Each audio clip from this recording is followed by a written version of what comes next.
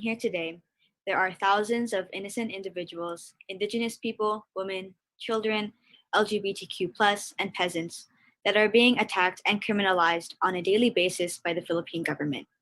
Lumat schools in southern Mindanao are having their schools shut down because the government suspected an educational institution of terrorist activity.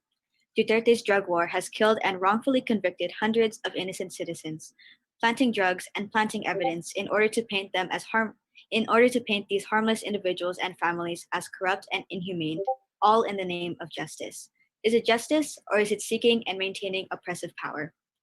The act of speaking out against these issues in the Philippines has been criminalized and labeled as terrorist activity as well. Filipino college and university students are being red tagged by the government, and the general population of barangays in the Philippines are forced to carry around QR codes for contact tracing, when in reality, we all know it is to silence those who oppose the tyrannical government in the Philippines. The government does not want to seek justice for their people, and this government does not want to provide a better and safer life for the Philippines. We are told that moving to the United States offers a new life, a better experience for our children. Therefore, many of our families migrate to the US to escape the difficult economic and societal conditions of the Philippines. While many of us Filipinos sit here today, violence and corruption still persist back in our homeland. But these immoral efforts of violence are not being left unsupported. The tax dollars that Filipino immigrants pay in order to escape the conditions back home are the same tax dollars that are used to fund military power in the Philippines to further exploit and suppress Filipinos. Why is it that since 2016, the US has sent military aid to the Philippines, which we all know directly fuels oppressive systems and violent killings of activists? It should be both insulting and agitating to know that our government provides millions of dollars worth of resources to the government back home that constantly neglects our families and our community. Typhoon relief is provided by the community. COVID-19 relief is provided by the community. But when it comes to political violence, that is apparently provided by the United States. In July, I began a petition that asked individuals living in San Diego to condemn the anti terror bill, to which 833 individuals have signed. 833 people see that injustice that is written all over that legislation. 833 people are concerned about the lives of activists, indigenous people, and peasants in the Philippines that will be heavily affected by this bill. And yet, 833 people are still waiting for Congressman Juan Vargas to consider this petition to endorse the PHRA. The Filipino youth calls for Juan Vargas to endorse the PHRA, which would cut military and security assistance from the United States to the Philippines until those responsible for the human rights abuses are held accountable. The Filipino youth demands accountability, and the Filipino youth demands justice. Thank you. Thank you, Desiree. Now we're calling on Eric Tandok, who is representing the International Coalition for Human Rights in the Philippines, ICHIRP, a global network of organizations fighting for lasting peace in the Philippines.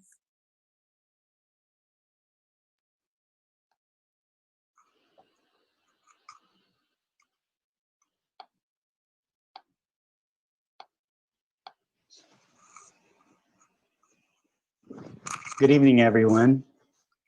My name is Eric Tandock, and I'm a member of the Philippines-U.S. Solidarity Organization, which is part of the International Coalition for Human Rights in the Philippines.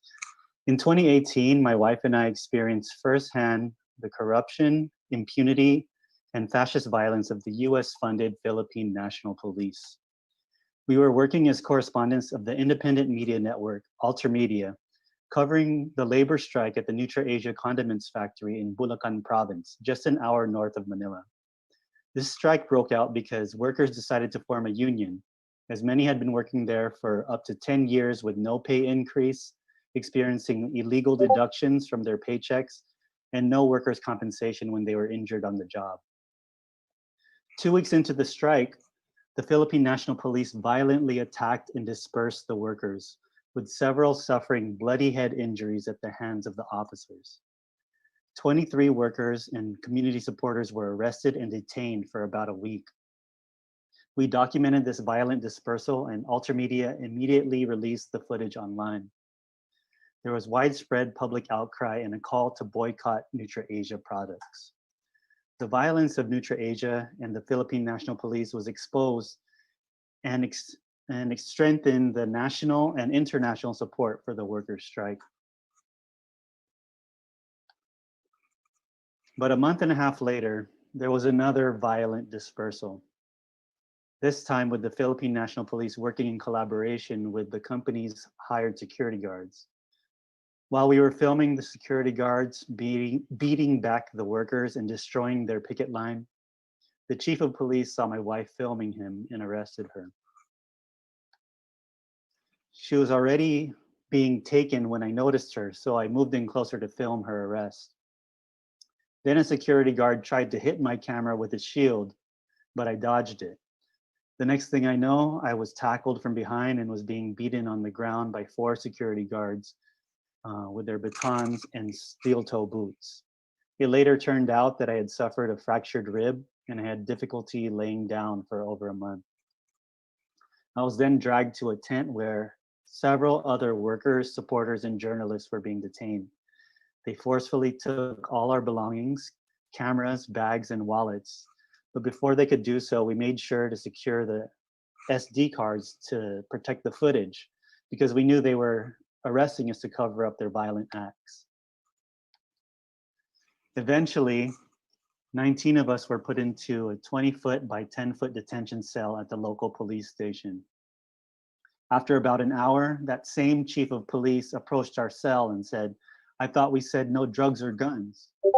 We were all confused and immediately became worried because we suspected they had planted evidence in our bags. But then he pulled out an old-looking revolver and a plastic bag full of crystal meth, or shabu, as it's popularly known in the Philippines. Then he brought in a man in a yellow t-shirt that none of us had ever seen before and claimed that they had picked him up along with us. We all immediately said that we didn't know him, but when the chief of police asked him in front of our cell, "Weren't you with them?" the man hesitated for a few seconds and then nodded yes. This is when it got scary because drug and weapons charges in the Philippines are non-bailable offenses and we could be detained indefinitely.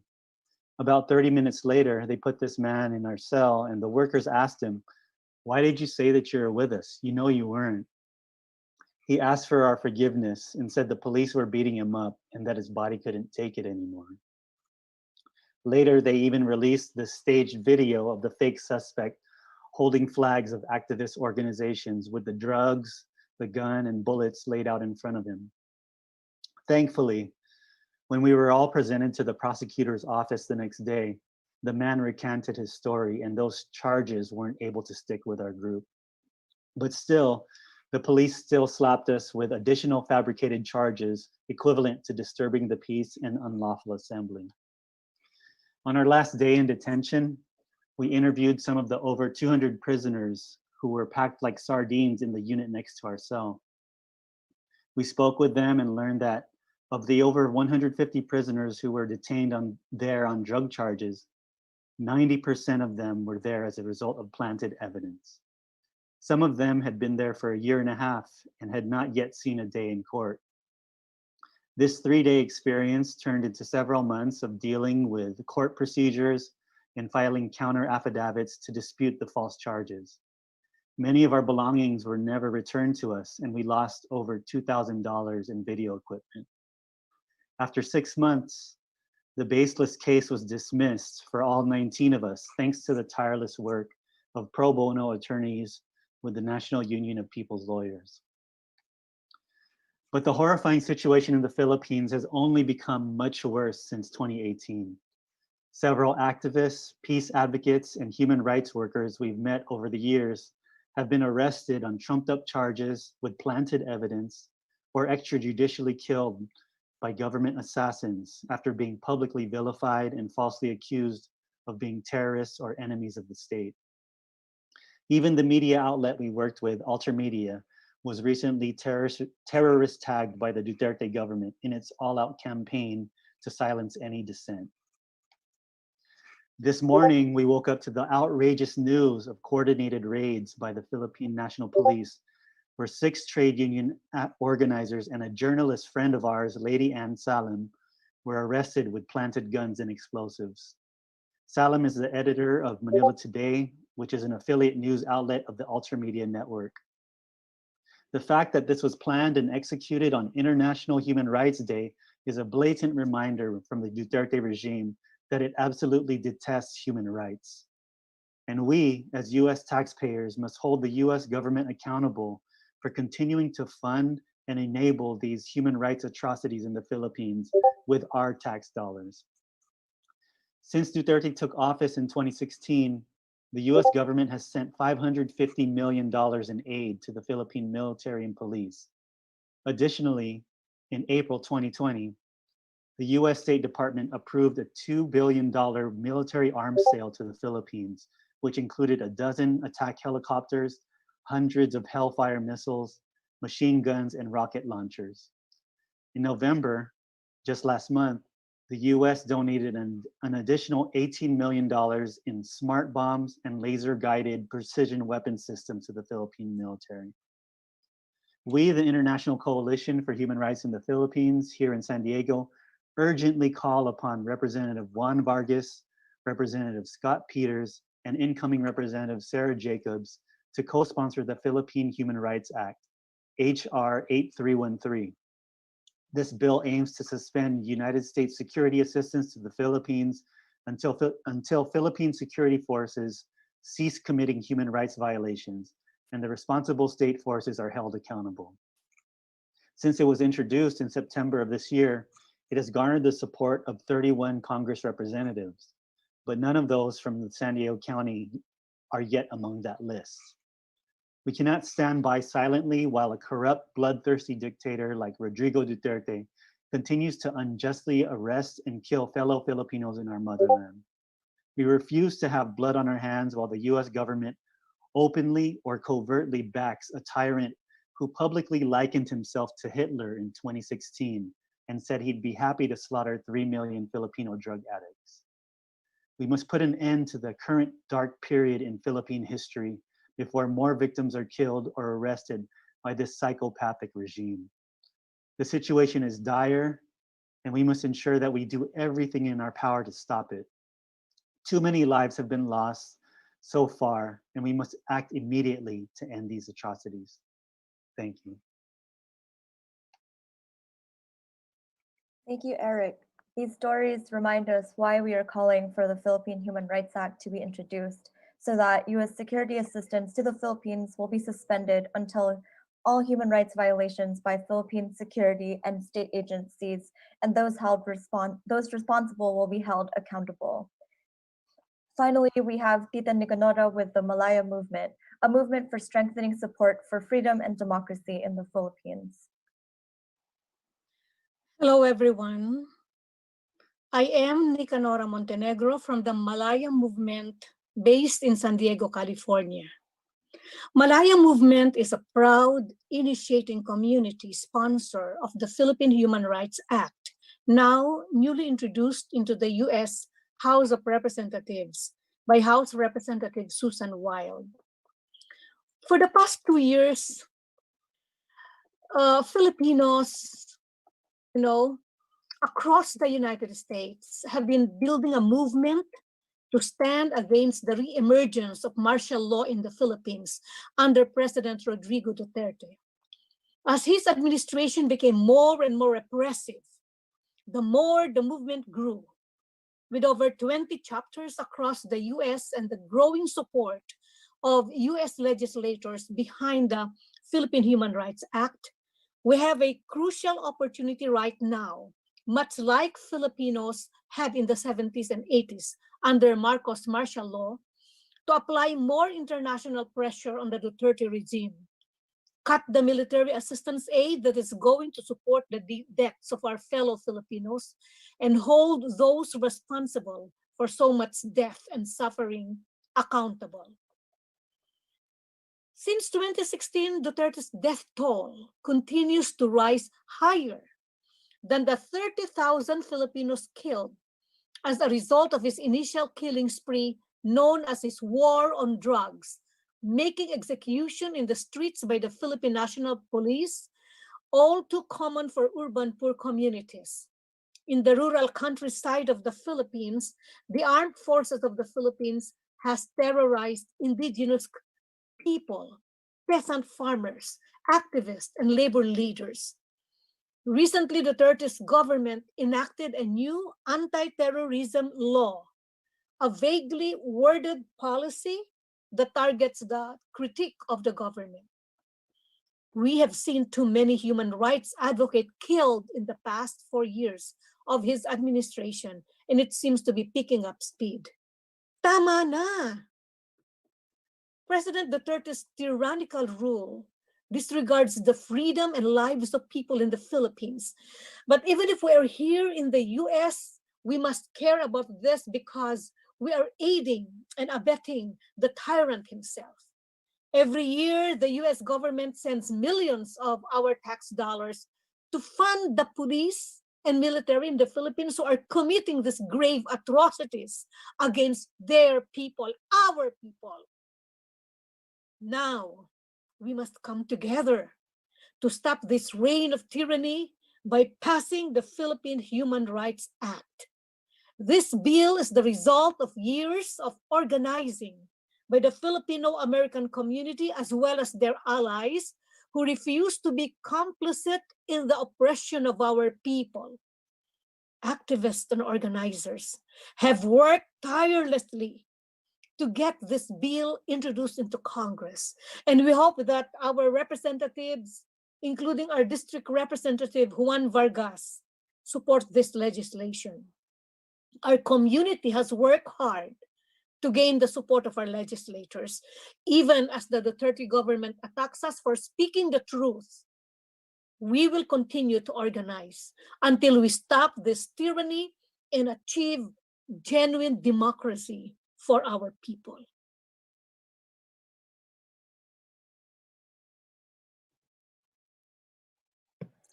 Thank you, Tita Nicanora, for that testament, and thank you for sharing so much. That was very powerful. Now, if anyone has any questions, we'll be having a live Q&A here with our panelists. So please drop your questions. If you're watching this on the Facebook Live, we're monitoring the comments. So, and we can pull up your questions on the screen as well. So we have one question. Okay, so what are the difference between the Filipino police and the Filipino military? Maybe Tita Nicanora, would you like to answer that? The Filipino police is responsible for the local peace and order in the community. The Philippine military is responsible for the total country. Now, if the police cannot contain anymore what is in the local, then the military will come in. And yet, in the Duterte's, regime, both the Filipino police and the military are working together to oppress our people in the local government or in the locality. Okay, thank you for that question. Thank you for that question and answer, Tita Nicanora. So, all right, we have another one. So, how can non-Filipino folks support the struggle right now happening in the Philippines? Desiree, would you like to chime in, or Eric?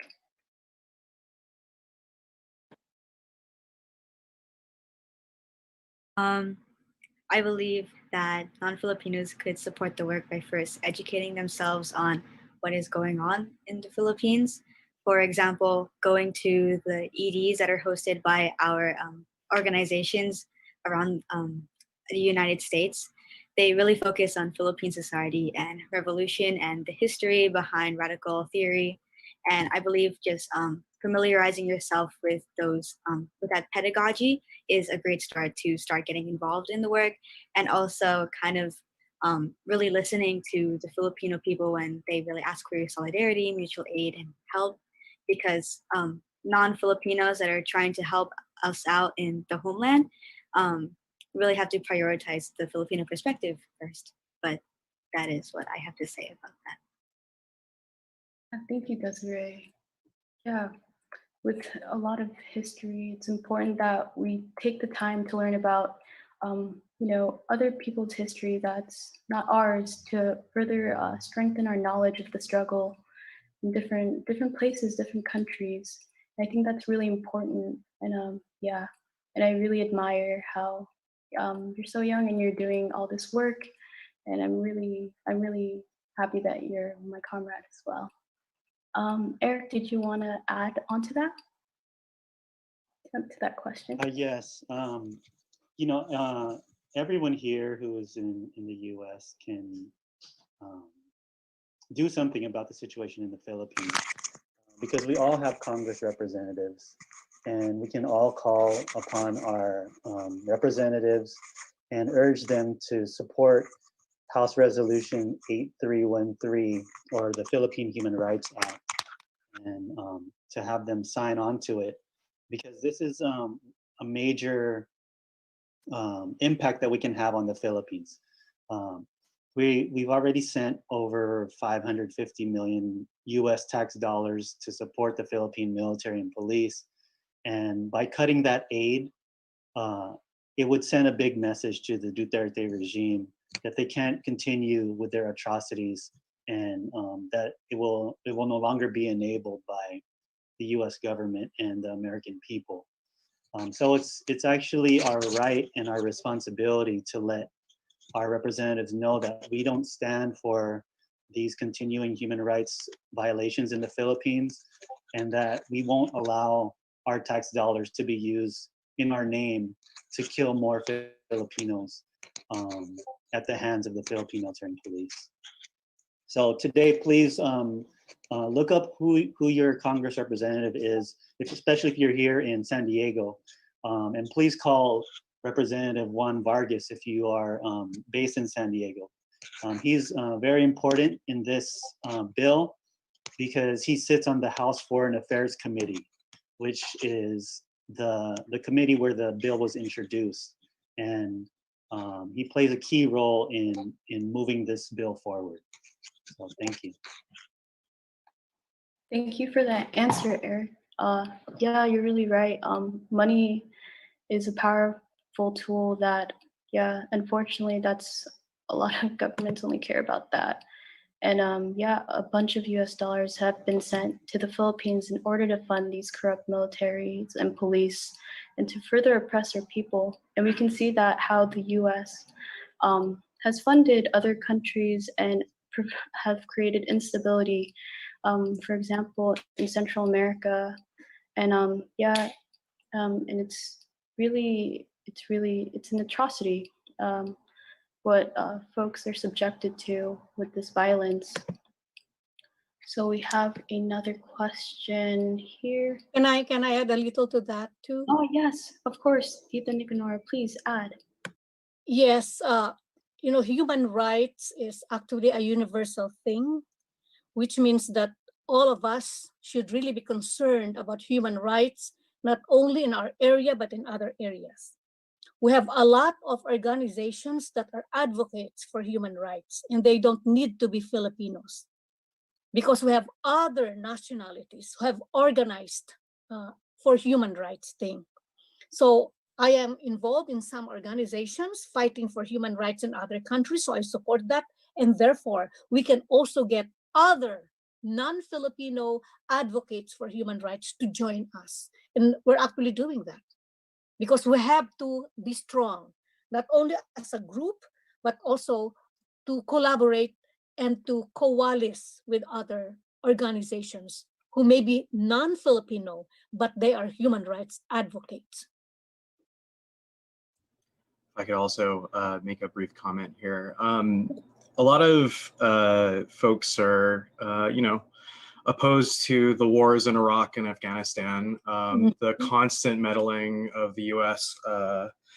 In foreign policy and in other nations. I mean, even in Africa right now, there's several countries that the U.S. is involved in that, it doesn't really get reported on or talked about. But one of the most important things about understanding the current situation in the Philippines is that it has a lot to do with the initial phase of U.S. meddling in foreign governments, right? So in order to really address these things, like not only do we have a duty to learn about what's going on in the Philippines today, but also how the United States got involved after the Spanish-American War. And hopefully that also provides a lot of lessons that activists can take today in trying to oppose US war across the globe.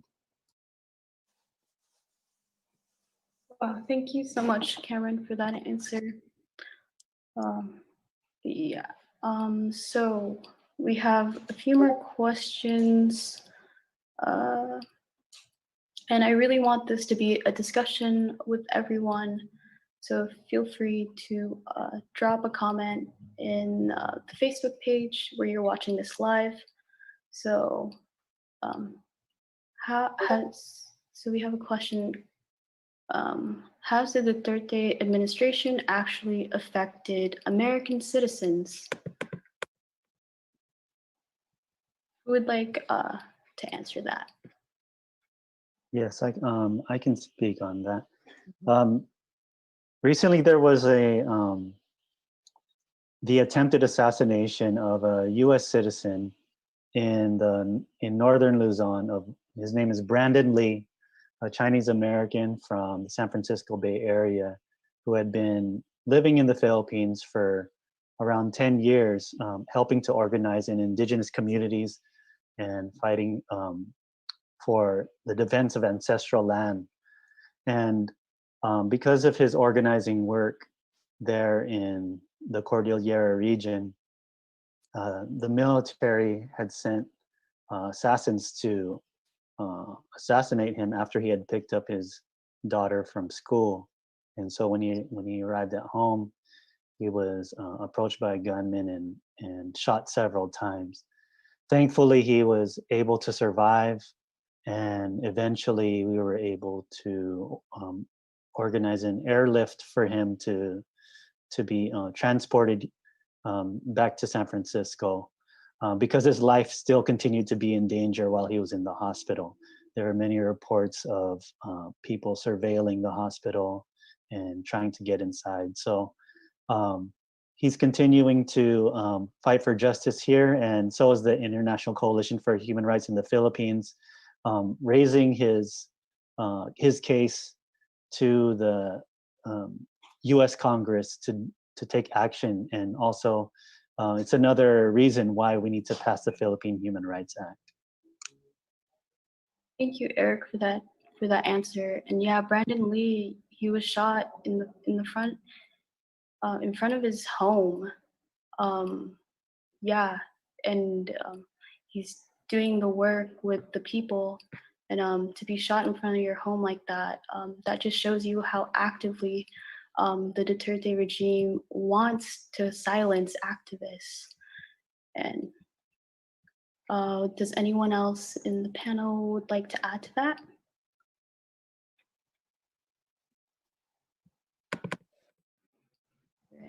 Of course, through the different government agencies here in America, we have Philippine agencies here, we have the Philippine embassies, and of course the people there are being, so-called galamay ng Duterte administration. So the Filipino activists who are here in America are actually being surveilled also. There's a surveillance being done by the different embassies. Gotcha. Right. And just a couple more questions before we transition into the panelists, international solidarity panelists. But we have another question. Is there possibly going to be a human rights refugee crisis because of the Duterte regime? I know that's a big question, so.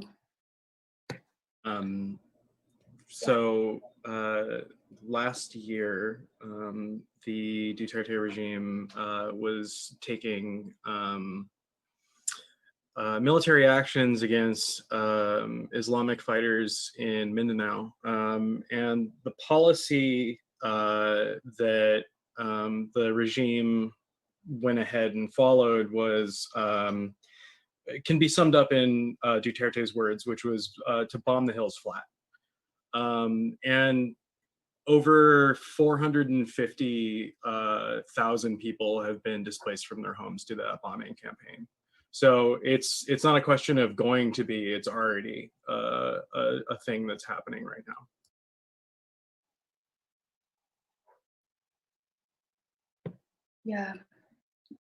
Yeah, that's very true. And yeah, with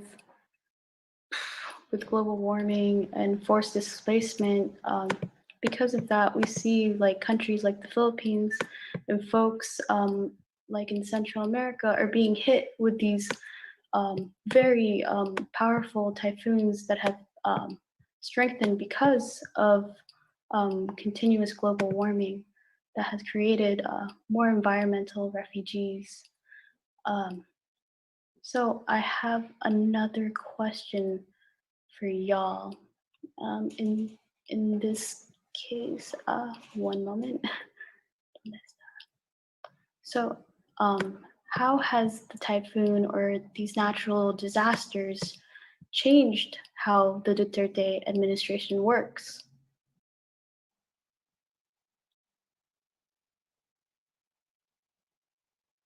And if someone could give like a little background of just like the natural disaster that it's happened in the Philippines and is currently affecting the people, that would be great.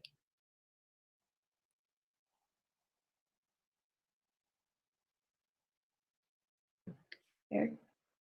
As we know, the Philippine government is trying to monopolize the relief efforts and is using the Philippine military to conduct what should be civilian efforts. And if there are relief efforts by independent organizations, these organizations are then vilified and also tagged as terrorists by the Duterte government for providing relief to communities that are being neglected by the Philippine government.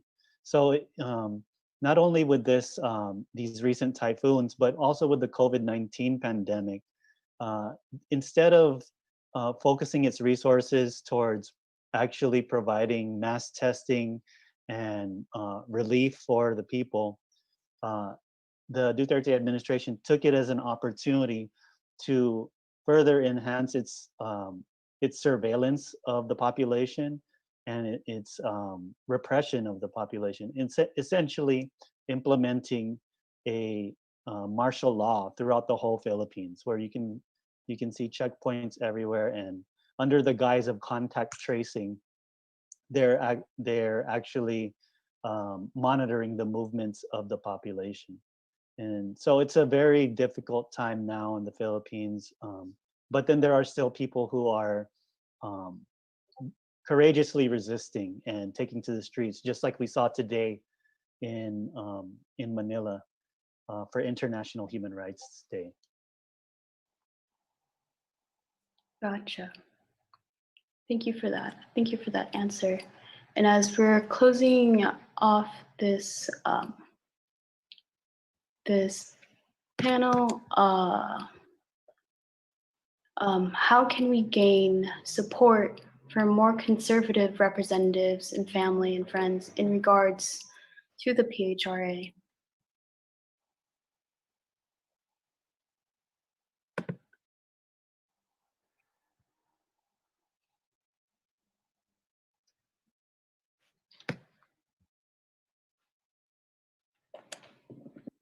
So as far as international politics go, the conservatives typically have a pretty paranoid stance toward the People's Republic of China.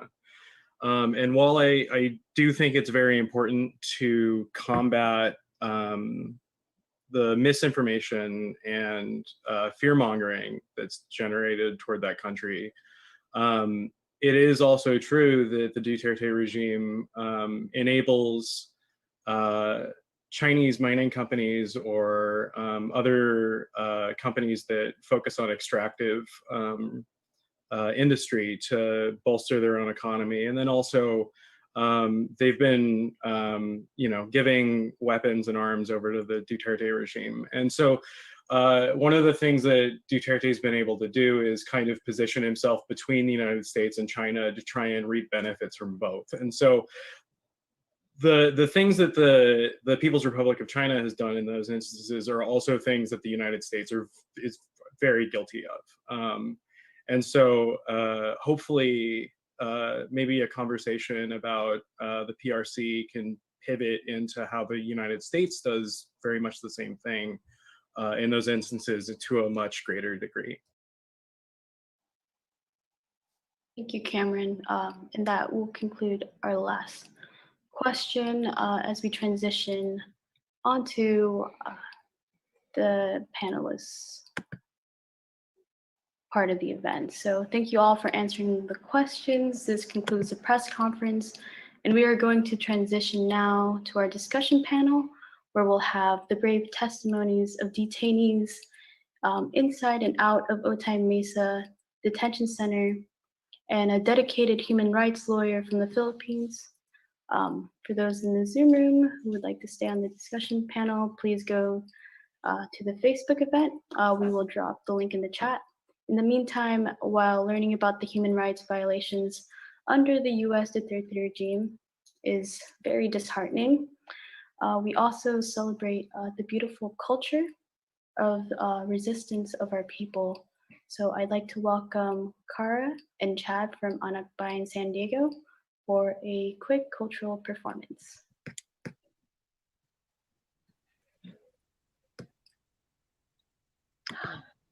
Yo. Hi, everyone. Thanks so much, Ella, for that introduction. My name is Kara, and I'm so happy to be here today to share some movement with you. All of this information can rest heavy on the mind and body, and we want to take this next 5 minutes to invite you to learn some movement with us from Sulu Archipelago, Southern Philippines. And prepare as we transition into this next part of our event.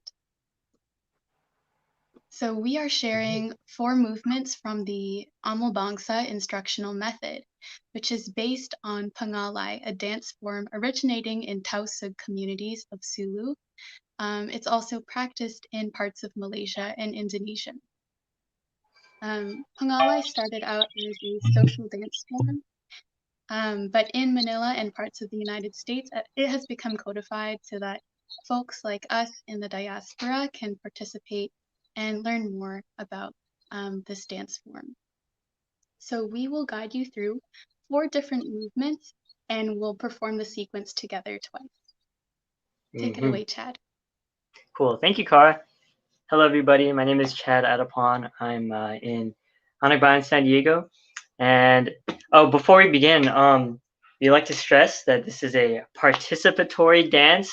Please turn your cameras on if you can, if you're able to. And yeah, dance with us. And again, thank you so much for having us. Thank you for your time. Thank you for your energy. So yeah, let's get into it. So our first move that we're going to be dancing together with, hopefully, is called Walo. And if you know that word in Tagalog already, it means 8. And the reason why it's called Walo, 8, is because it refers to the shape of the movement that you're making, with your hand. And then Cara will also be, yeah, there you go. Cara's doing it beautifully. So it looks like, this, yeah. All right, and you want to use your palm to trace that, that shape, right? And take as much time as you need, go as slow as you want, to really connect with the movement.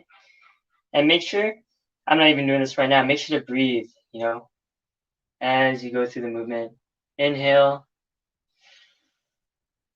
exhale. Yeah.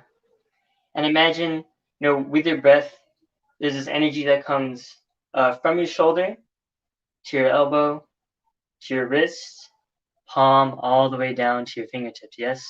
So as you can see, Carl is also implementing a bend in the knee as well. It helps, add like this fluidity and like this unity of body. And Carl is also using both hands. The technique behind that, again, before you get into this, go as slow as you need to go. It's kind of tricky, to do both at the same time. Yeah. So as this right hand or your left hand goes out, right, and up, away from your body, goes in and towards your body, yeah, and then goes out and away, and then it goes in towards your body. And then while that's happening, you're going to be doing just about the opposite with your other hand, right? So as this one goes out and to the right, or out and up, this one goes out and back, and then in and towards your body, yeah, right, and that Awesome. yeah, just about it for that move. You don't have much time, sorry guys. And then Cara will take the next move. Thanks so much, Chad. So Chad just described our first movement, Walo, that figure 8. Awesome, Chad. From here, we'll transition into a movement called, in the Amobangsa method, Nilimbayan. Oh, sorry, this one is called Sinalayan. So warm up your hands really quickly, warm up your palms, like this. And feel the warmth in between your palms. Imagine there's that ball of warmth right there. Stretch it out slowly. Rotate your palms and stretch it in the other direction while exhaling.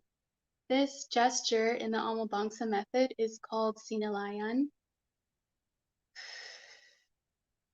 And this dance form is often performed with kulintangan music, gong ensemble music from southern Philippines. As the rhythm speeds up, our movement slows. There's that inverse relationship. So as things are getting faster and faster, we choose consciously and intentionally to slow down. So I invite you to slow down a little bit with this gesture, with Sinulayan. Feeling the warmth between your palms and stretching that out. That's our second movement. Chad will give us our third one, which is called Nilimbaya Nibukutan. Thank you, Cara. All right, so we just finished 2 moves. They're kind of like a little bit reserved on the space that we're using. This one is quite expansive, yeah. So we're actually going to be using our entire arms. We're going to be making this like circle, yes. All right, and then it's going to go out, up, to our back, as far as you can go, as slow as you can go as well, please, and make sure to breathe. And we're going to be making this with our wrists as well. Kind of like this opening and up type of yeah, there you go. Just like Cara is doing. This opening and up type of movement, right? With their hands. And then let me just show it real quick. So just like this, they go out. All right. Bam. And this symbolizes a bird. So again, like try to connect with that best you can, be as graceful as you can. And then your hands, after they've reached the back of your body, you're going to actually turn your wrist inwards, yes? Just like this. Yeah. So they're like this. Yeah, our fingertips are pointing down. You're actually gonna go out and up. And then turn your wrists. And then as Cara is doing, you're going to be pushing. Yes. We like to imagine this as like a tail. Yeah, a tail of a bird. And it has like this graceful, again, like this fluid type of motion with it, along with like the bend in the knees, right? Awesome. Thanks so much, Chad. So as Chad ended in this position here, this movement here, our arms are right at our sides. We can lift them up for our final movement today, which is called Patawat-Tawat in the Amobangsa method. So Patawat-Tawat is a push forward. stepping forward with a knee bend and an exhale. So 1, 2, 3, 4, with the palms flexed and the thumbs pointing forward. Draw it back into this position of offering right here. So one more time, we just finished Nilimbayan Nipugutan with Chad. Our arms float out to our sides, our palms flick upwards, our fingers point to the sky, and we step forward. Push forward. Push, push, push, and draw it back.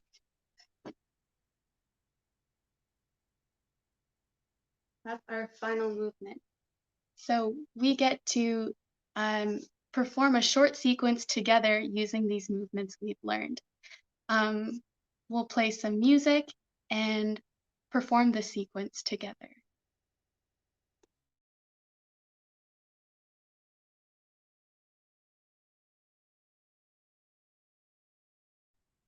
One moment while our music starts up.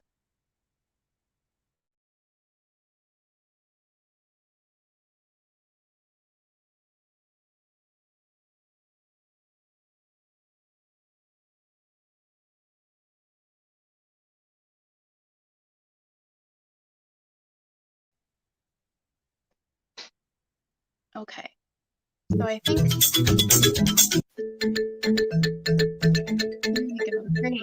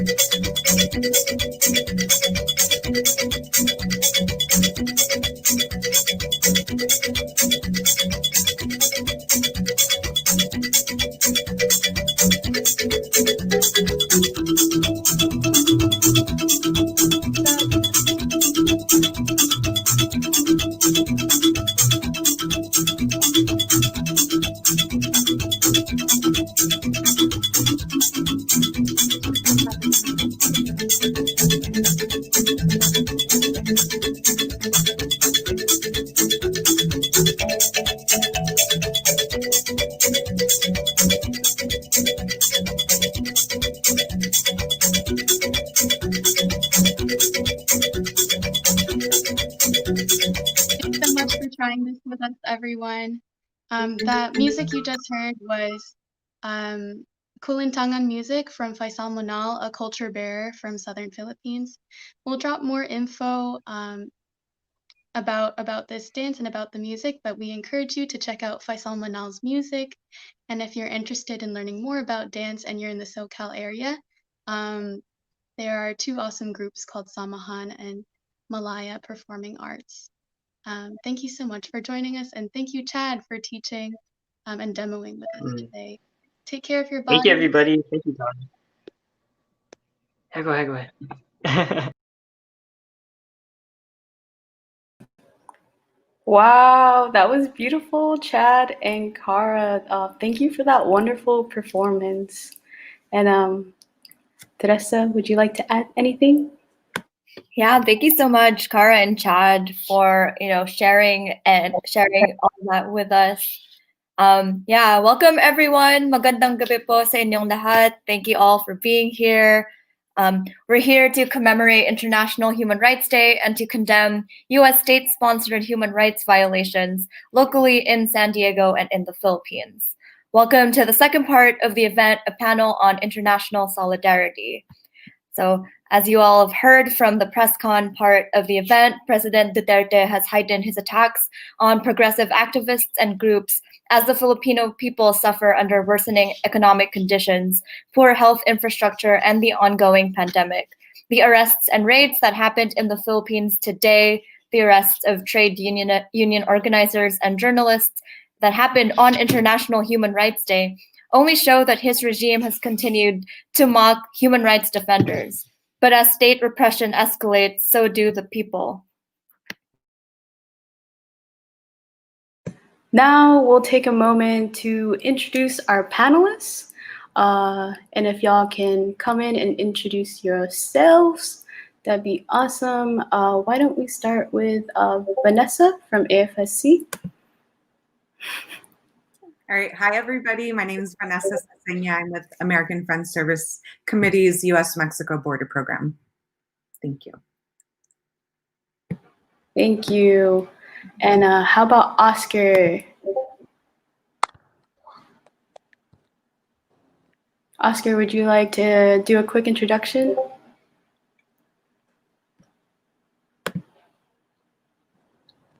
I think you're muted, Oscar.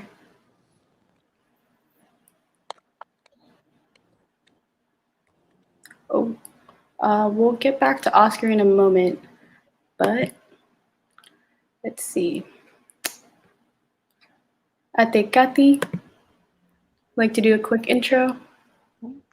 Hi everyone, I'm attorney Catherine Panguban from the National Union of People's Lawyers and also the Legal Aid Director of the Adamson University College of Law.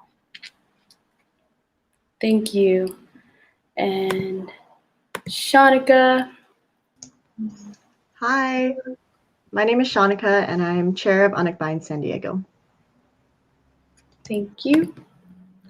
And Ashley. Hi y'all, I'm Ashley. I go by she, her, hers, and I'm from Malaya Movement San Diego. Awesome. Cameron.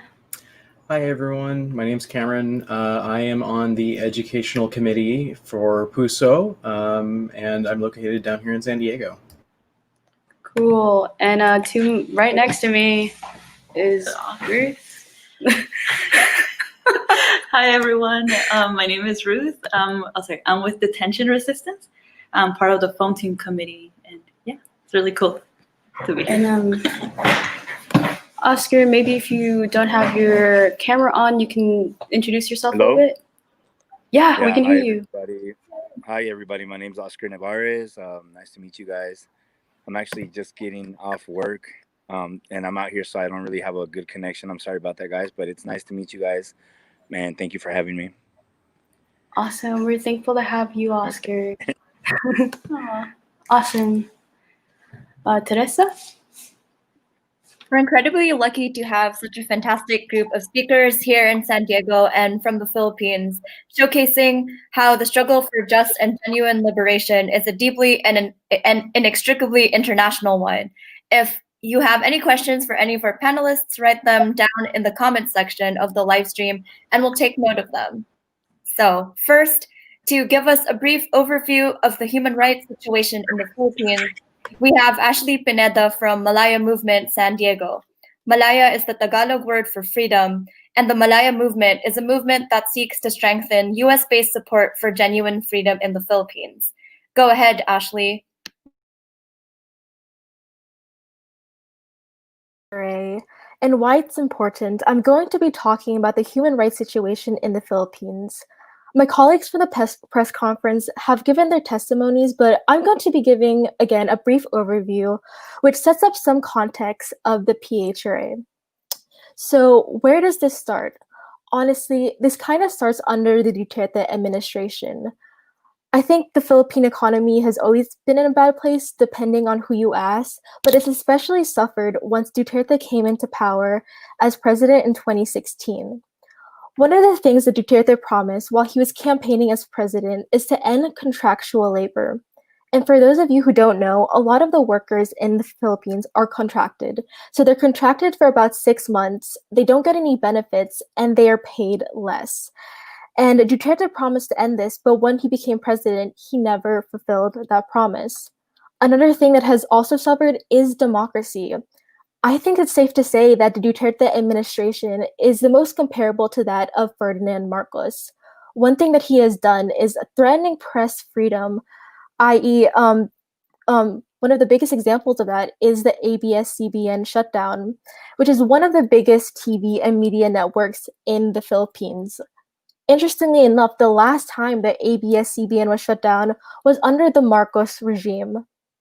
Moving on, I think by far one of Duterte's most popular legislations is his infamous drug war, which he claims to set out to end the illegal drug trade in the Philippines and to fight against drug sellers, drug addicts, and drug users. But what we've actually found from this war is an attack on the Filipino people, especially the poor. The death toll under this war has become around 30,000 people, and it's by far one of the biggest human rights violations under the Duterte administration.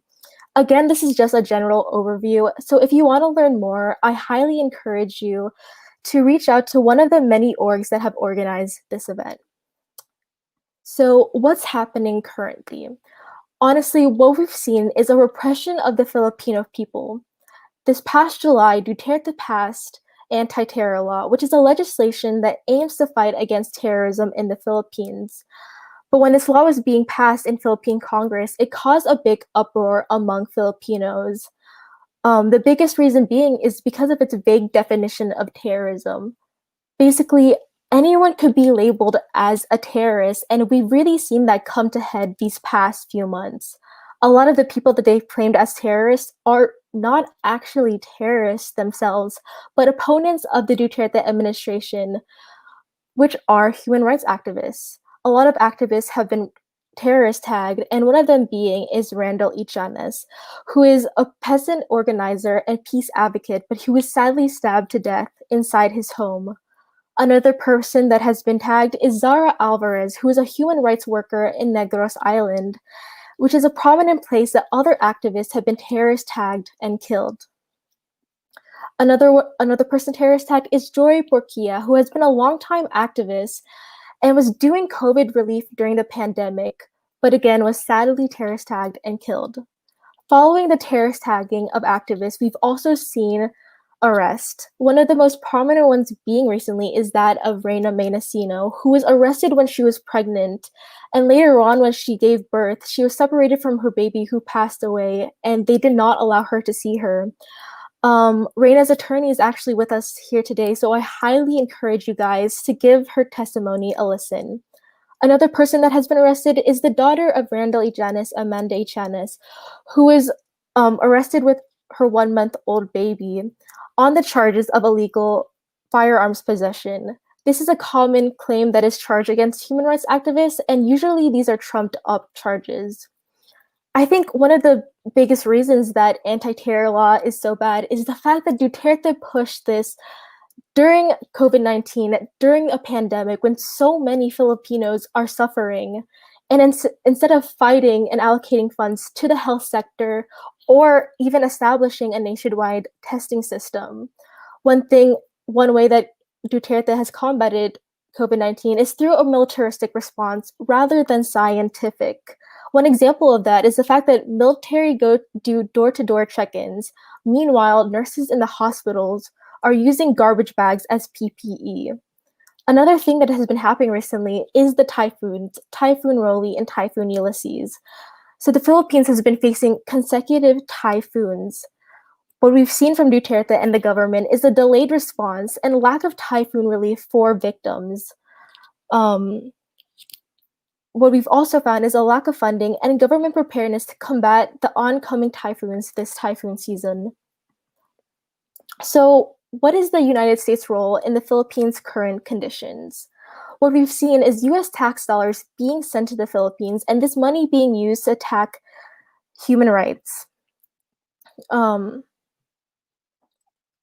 That is why we need legislation such as the PHRA to examine where these funds are being used and to stop our tax dollars being used to violate Filipinos' human rights. I highly encourage y'all to stay for the duration towards the end of this whole press conference because my colleagues will be going over a more in-depth explanation of the PHRA. Thanks, y'all.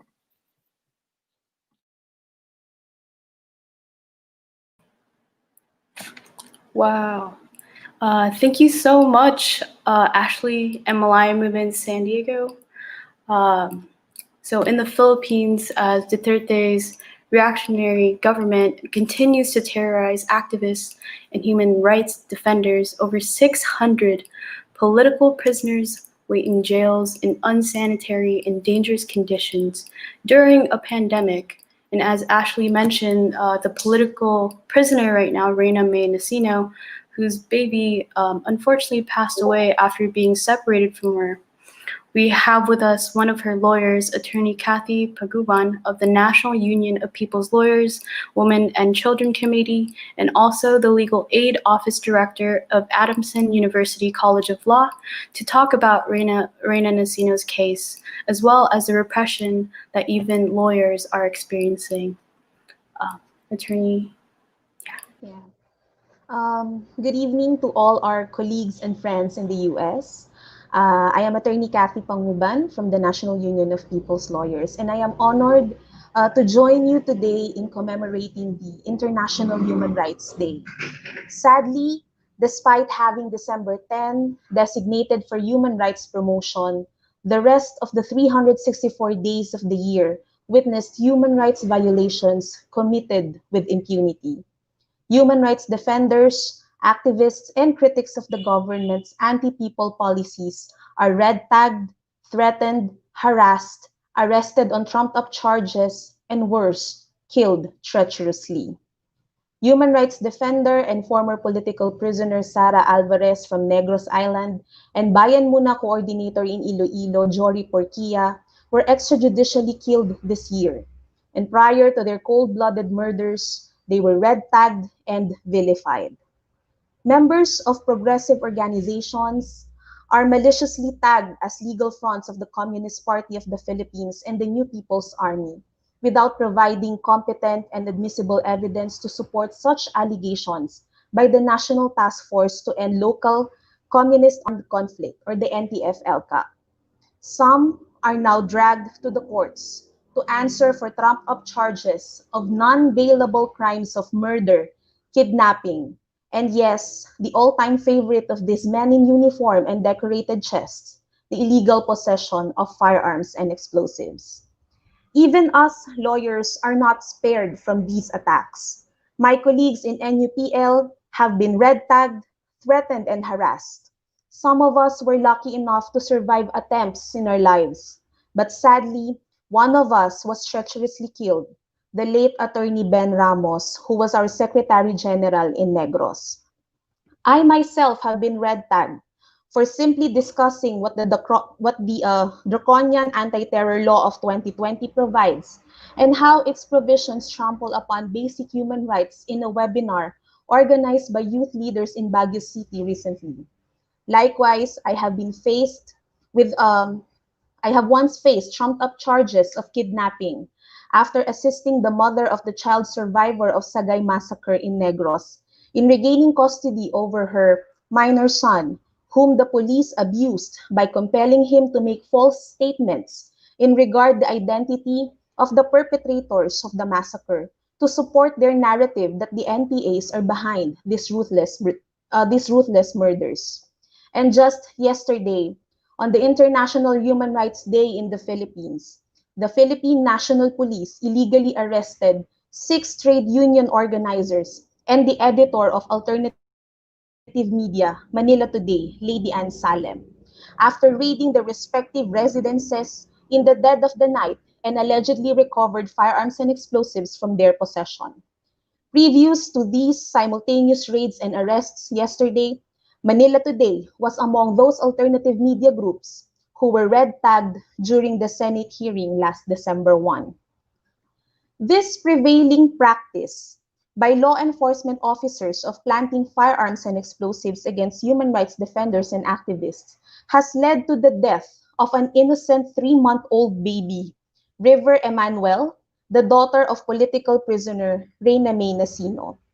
Reyna May, together with two other activists of two activists, Ram Bautista of Bayan Manila and Alma Moran of Manila Workers Unity, were illegally arrested in November 2019 on the basis of planted evidence of firearms and explosives in the office of Bayan Manila in Tondo. This is the pattern that they used in the 2019 raids in Manila and Negros that led to the arrest of Reyna May.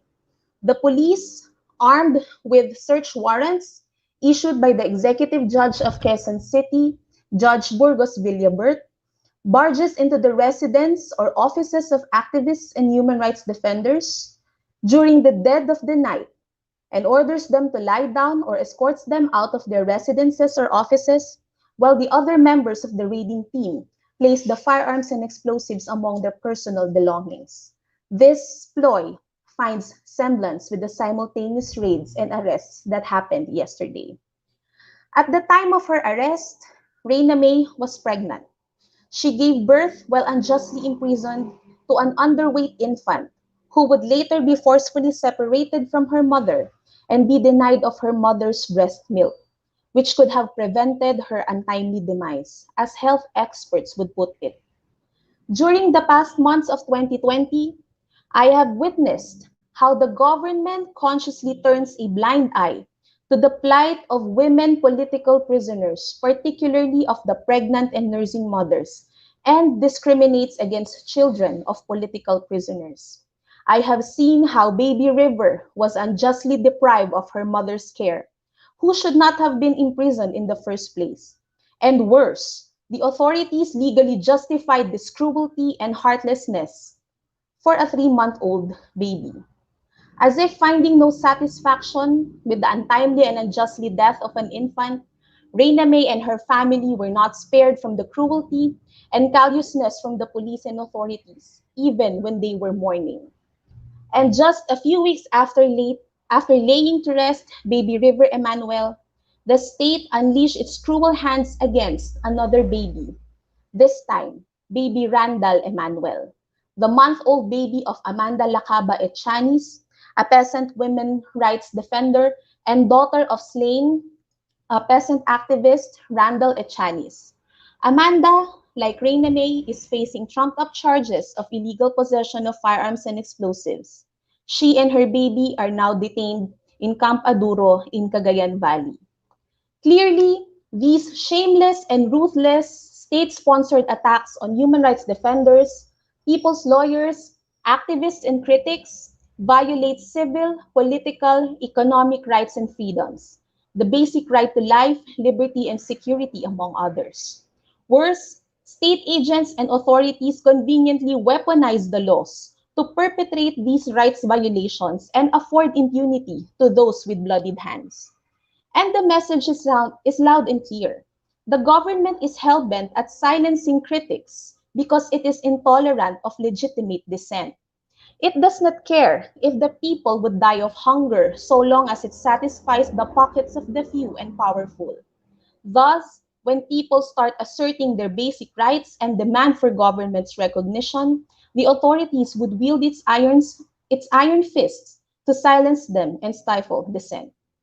Despite the iron-blooded hands of the current regime, we see the people pushing back after being brutally pushed against the wall by these attacks and rights violations. We have filed countersuits before the courts to exact state accountability and responsibility. And we are using technology and social media to reach out to as many people possible, to expose the real human rights situation in the country. And this is where I think we would be needing each other's support, be it material or what have you, will be most welcome. Our collective effort, our collective voices that transcend race, gender, distance, boundaries, and even time differences are what will set the record straight. Thank you very much.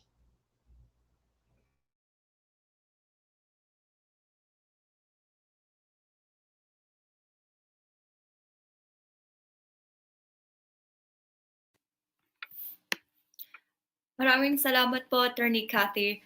Reactionary governments like that of Duterte's do not care about keeping families together and safe or protecting the lives of the majority of the Filipino masses, and only care about protecting the ruling class.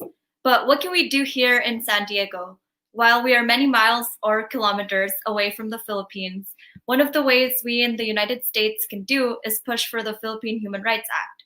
Next up is Cameron from PUSO, the Philippine-US Solidarity Organization, which seeks to strengthen resistance and the fight for liberation for the peoples of the Philippines and the United States. And again, as a reminder, if you have any questions for any of our panelists, please write them down in the comments section of wherever you are watching this live stream, and we'll take note of them.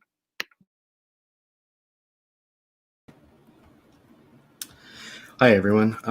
So to discuss the question of what the people of San Diego can really do to affect change in the Philippines, I'd really like to focus in on the military aspect of the United States in supporting not only the armed forces of the Philippines, but also the Philippine National Police.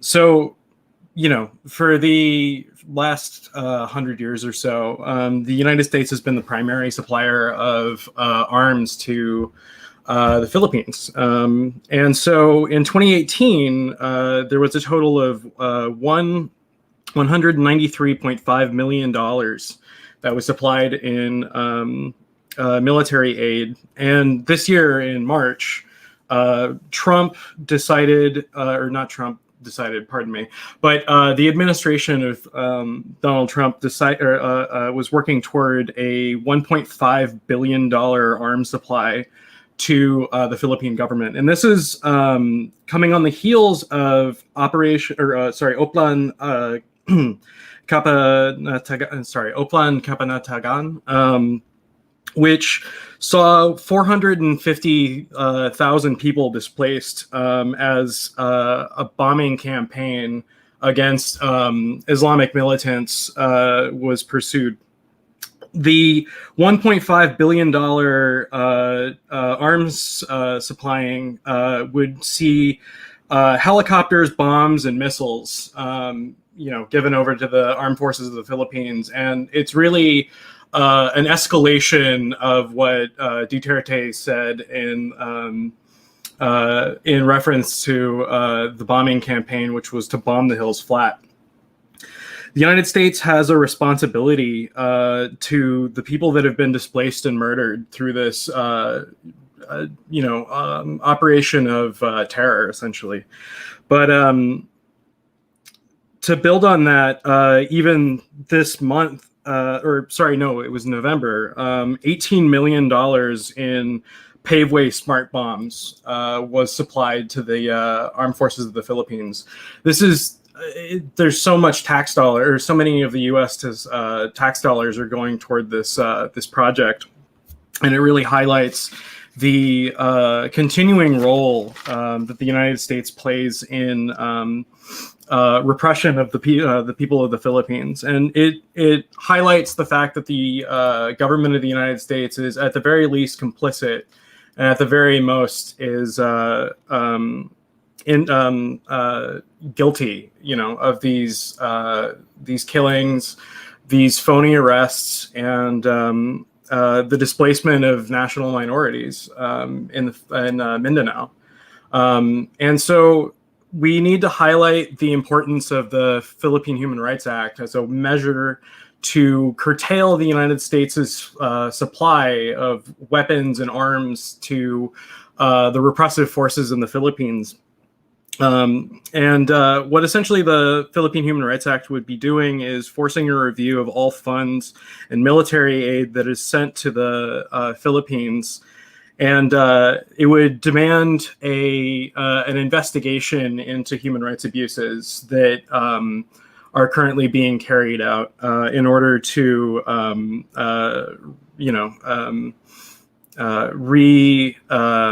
reallocate those funds back to the Philippines. So it's one measure that we can take to try and affect this. And we in San Diego have a very specific responsibility.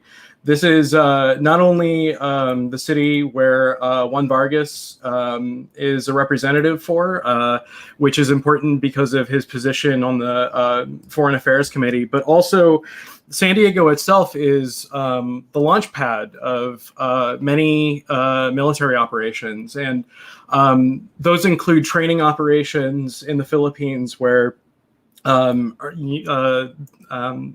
was the murder of Jennifer Laude by a U.S. Marine who was this year released by the Duterte administration without having served his full sentence.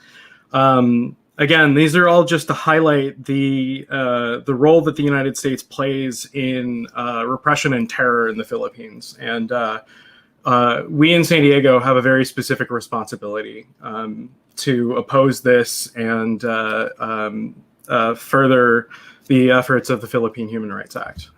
Thank you very much for your time.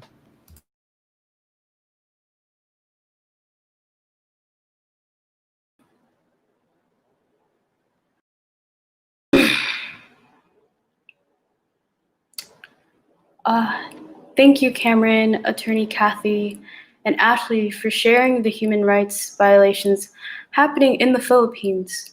And I encourage folks to learn more about the PHRA and how we can show international solidarity of the people's struggle.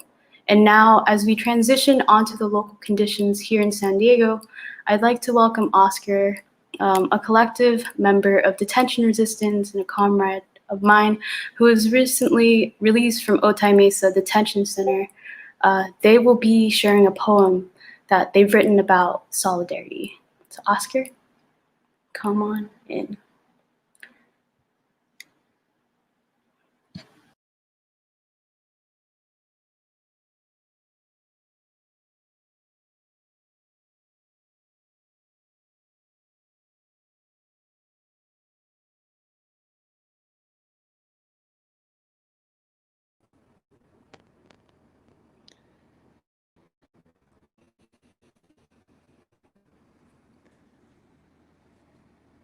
Hello? Oh, this is such a bad connection.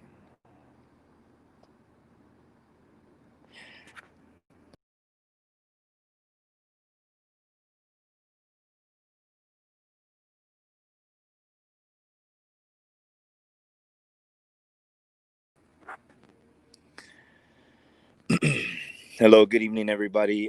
My name is Oscar Nevarez, and I just wanted to share something that I wrote with everybody tonight. Solidarity.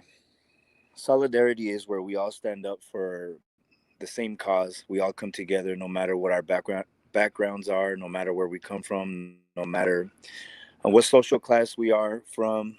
Solidarity is a collective of people coming together to fight for the same rights and standing up and not being quiet and making sure that our voice is heard and making sure that people know our stance on certain things. And I was released from Otay Mesa Detention Center not that long ago, and the thing is that I know what it's like to be in there. I have Filipino friends. One of my best friends from in there, he is Filipino, and just the things that people have to go through in these places, and not just here, but I guess in our home countries also. So I just would like to share this with you guys, and I hope everybody can hear me and see me. And I'll just read it for you guys. Thank you for listening. It's called Solidarity. As the serpent preys upon the snake, in allegiance we must devour the hate. Freedom fighters form from inside the bowels of this machine to stand against this bloody regime who separate children from parents who come to seek safety from war, starvation, and broken dreams. Every life has a price. This is what it seems when at night mother's tears falls and form a stream. How many voices unheard, how many forgotten faces, a human being's worth in exchange for a paycheck, human suffering in exchange for all the money they're making. So many nights felt like I could no longer take it, anger, fear, loneliness, but above all the hatred. Days, weeks, months, years we could never replace with. Time is the wisest of all, and while we're aging, its soft caress takes our wounds and heals pain inside our hearts' broken places. Solidarity. I hope that you guys like that, and this just is something that I wrote from my heart, something that I feel, and something that I've lived through. And we must all try to do our part in any way that we can to help those who are inside, because there's so many that don't make it. There's so many who didn't make it, and there's so many right now going through this situation where they need somebody, and anything that people can do to stand up, and even if it's just allowing yourself to be heard, that's so much. So thank you guys very much, and I really appreciate you guys having me this evening. Thank you.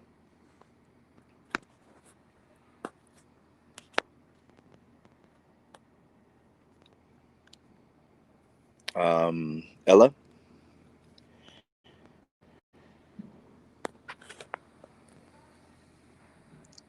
Thank you guys. Good night, everybody. We'll be right here, but for now, thank you. Thank you so much, Oscar, for that poem. Solidarity knows no borders. And we understand that the root causes of suffering in the international community are tied to the US-sponsored violence within its own borders. You know, as California enters another lockdown, we understand that the pandemic is only made worse by government neglect and its focus on profits over the very people they're supposed to be serving. So, you know, let's hear more about what's happening just 30 minutes south of downtown San Diego. Let's welcome Ella and Ruth from Detention Resistance, an organization dedicated to building self-determination for the refugees the US has criminalized. Hi, thank you, Teresa, for that wonderful intro. And thank you so much, Oscar, for that wonderful spoken word. He asked if you could pull up the slide I have for Detention Resistance. I would appreciate that. But yeah, me and Ruth met Oscar through our hotline, and we've known them for quite some time now, and we've been able to organize with them from the inside and collaborate with them. And yeah, I'm just, wow, my heart is beating so fast because that was so beautiful, and it's so amazing that they continue to be vocal about the things happening inside the detention center and the work being done in order to abolish these institutions. So, come in. So I'm here with my comrade, Ruth. I'm Matra, they, them. So I want to talk about detention resistance for a little bit and the work being done. So we are a group of community members and activists. Oh, my bad. So we are a group of community members and activists organizing against the inhumane detention and human rights abuses at Otay Mesa Detention Center. We're an abolitionist, non-institutional, and autonomous collective organizing in accompaniment with migrants and refugees and other people who have been criminalized by the state. So a little history about us. So we started in 2018 as a committee with Pueblos Sin Fronteras when the caravans were coming to the Tijuana-San Diego border. We saw that there was immediate needs, basic needs that people needed, like literally just food, water, and shelter. So we were able to organize one of the biggest donation drives in Centro Cultural de la Raza, and we were able to transport those donations to the folks there in Tijuana. But as we created friendships and networks with folks that were trying to seek asylum here in the US, we found that a lot of our friends that were detained at Otay Mesa Detention Center were being sent in inhumane conditions, and there was a bunch of human rights abuses, human rights violations happening right there in Otay Mesa Detention Center. And if you don't know where Otay Mesa Detention Center is, from downtown San Diego, it's 25 minutes from there. So, and they like to keep these prisons, these detention centers out of the public's eye, but it exists there and people are continuing to suffer in this location. So after we heard of these human rights abuses happening, we found that we needed to start our own collective that would solely focus on folks going into Otay Mesa Detention Center and organizing while they're at Otay Mesa Detention Center and aiding them as they get released. So we have two main purposes as an organization, as a collective, which is humanitarian aid and abolitionism. And we fulfill those purposes with doing pre-release and post-release support. Pre-release support is organizing with folks inside Otay Mesa Detention Center, which is providing them commissary, so they have money for their phone, so they can call their lawyers and their loved ones and get resources. We have a phone team that runs five days out of the week, where folks can call and folks from the outside, volunteers, can connect with resources and also just moral support and friendship. And we also have a pen pal program where folks can get a pen pal and start building relationships with folks outside the detention center. And pre-COVID times, we actually used to go once a month as a collective and visit folks at Otay Mesa Detention Center. And a lot of times we met folks that were there for years. The longest we've met is 6 years just waiting for their asylum case. And this was their first time having a visitor. So being able to break that monotonous schedule is a way to give them a bit of support, and also just to connect with another human being outside this detention center, because these institutions are made to break down a human being. There's no windows. It's all like if you've ever been, it's really gray and dim, and it's meant to break you down and make folks voluntarily deport themselves. And unfortunately, a lot of folks have, because they can't take it in there, and many, many people have died inside detention centers. So you can imagine walking or taking a bus all the way from Brazil, some folks even farther, from African nations, coming here trying to seek asylum and being met with inhumane conditions, chains, and horrible conditions. So being able to provide pre-release support like this has been amazing, and we've been able to build trust with folks in that. And we also do post-release, which is helping folks when they are actually released from Otay Mesa Detention Center, and providing temporary housing, care packages, a phone for them so they can get immediate contact with their family, their lawyers, their loved ones, their sponsors.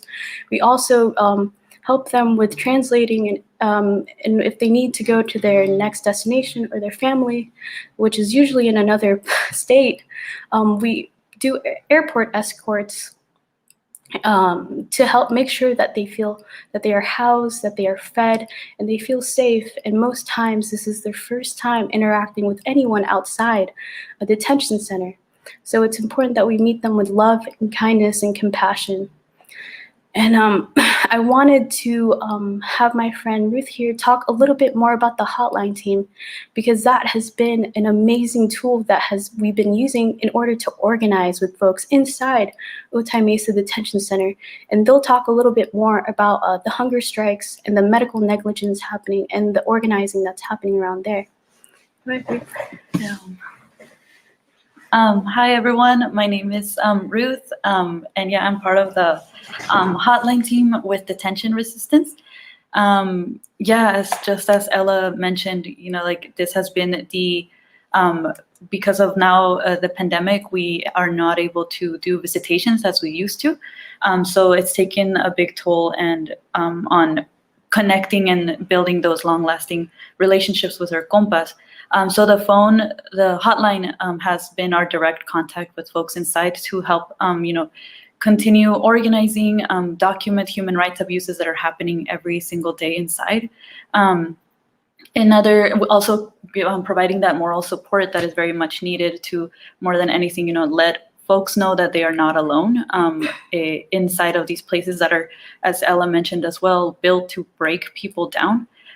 It's isolated. There's this reason why it's here in a very isolated place in location-wise, and then inside there's still even more isolation. There's a lot of situations happening to make people feel alone. So that's where the hotline has really gone in to interfere with that and really establish long-lasting relationships. As Ella spoke too about some of the situations or some of the ways that the volunteers and just members of detention resistance have been able to aid is by providing compas with resources, organizations, like Anak Bayan, and really connecting communities that are inside that may not know that we are here to support, and being able to connect y'all, connecting Ella with compas inside Filipino compas is the reason we are here.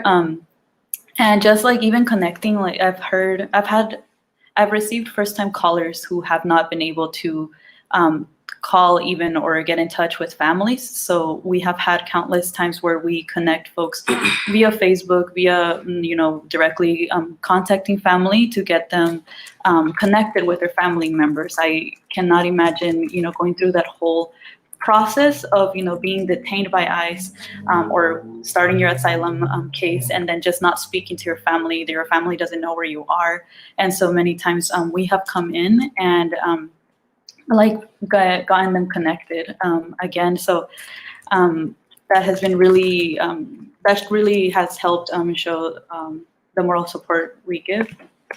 And so just a little bit, if y'all ever want to read any reports also from like news reports or just media and things that we've been able to connect compas with, we do have more at detentionresistance.org, where we documented, when we helped organize when people wanted to hunger strike inside, we just let them know who to connect with, and just amplify really the voice more than anything. We're merely just a tool for them because this advocacy work is happening inside every day. So that's what we've been doing. And then there's medical neglect every single day. I mean, even to see somebody inside, like a nurse or anyone, compas have to get on the list to even be considered to see somebody, and then from there they have to wait out until they get called again, and by then it's very people are really put in very dire situations, and it's very traumatic, and so we also support with commissary support. People have bought over-the-counter medication if they need that and if that helps them. But that's the ways that right now the hotline team has been, or the hotline, sorry, has been key in providing them with those resources. And if anyone would like to join, we really do need support in that way. But Thank you, Ruth. And just to mention, the folks inside Otay Mesa Detention Center, it's an international community in there. There's folks from everywhere, from Brazil, from Iraq, from China, from Vietnam, from the Philippines. It's very much an international community in there, and folks have come together to organize, and that has been one of the most beautiful things we've seen happen inside. And being part of detention resistance has been amazing. So our immediate needs right now is to gain more donations. 100% of folks' donations goes directly to aid folks inside Otay Mesa Detention Center.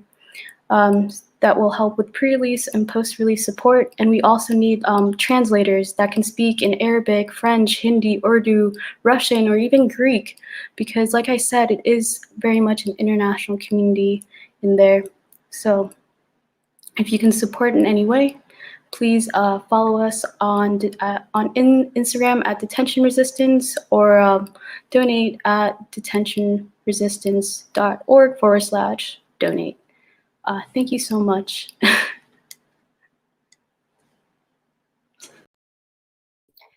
Thank you so much to Detention Resistance for all the work that you do.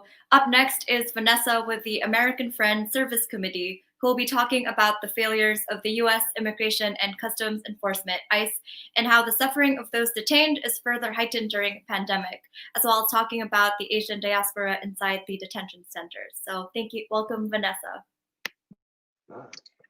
Hi, everybody. I'm going to quickly share my screen here. Give me 1 second. There we go.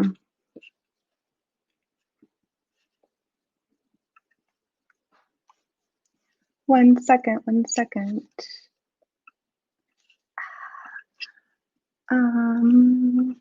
There we go. I think you all can see, right? Let me see.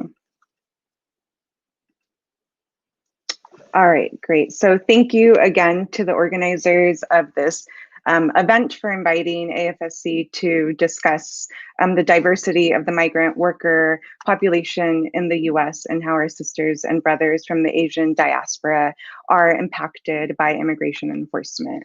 I'm honored to be with you all here this evening. And AFSC is a nonprofit that has advocated for peace for over 100 years. And our program in San Diego, which is the US-Mexico border program, focuses on advocacy at the local, state, and federal level, as well as base building, alliance building, and documentation of human and civil rights violations as it relates to immigration enforcement. But I wanted to start off today by sharing some more recent statistics that clearly illustrate how people from the Philippines and other Asian countries are targeted by enforcement policies and tactics that are rooted in systemic racism. According to Immigration and Customs Enforcement's most recent data, again from fiscal year 20, there were around 61 Filipino adults that were deported. 23 of them, so a little over a third, were actually deported without having any prior criminal convictions. And you also see on the screen here that I listed some stats from adults from other countries. So we can see that there were 51 people deported back to Vietnam, 26 people deported back to Cambodia, and also 26 back to Taiwan. And for the Taiwanese folks, there were 26, so almost 100% of those deportations were for people without any criminal convictions. I apologize. And youth are also targeted and placed in deportation proceedings. And again, based on this most recent data that we were able to access, we saw that there were 326 cases of minors that were placed in removal or deportation proceedings. And out of those 326 cases, 62 of those resulted in deportations, and only 6 out of the 326 Filipino youth were actually granted immigration relief, which means only 6 of them were allowed to remain in the US. And that obviously we've been hearing so much about family separation, right? That is a continual practice, right? A historic practice of immigration and customs enforcement of what was the INS, prior to ICE and prior to the development of the Department of Homeland Security. And at AFSC, we do believe that every person, regardless of their status and or their past histories, must be treated with dignity and respect. And the separation of families and communities must be stopped, especially during a global pandemic. This year, we had the honor of working closely with Detention Resistance and Pueblos Sin Fronteras, 2 grassroots collectives that are truly leading the way in migrant-led advocacy. And we just heard from Detention Resistance and all of the amazing work that they're doing. And we collectively, issued a report in October that's called Compounding Suffering During a Pandemic, a Case Study in ICE's Detention Failures. And we looked specifically at how ICE and CoreCivic, which is the for-profit company that runs the Otay Mesa Detention Center, which is the ICE detention center here in San Diego.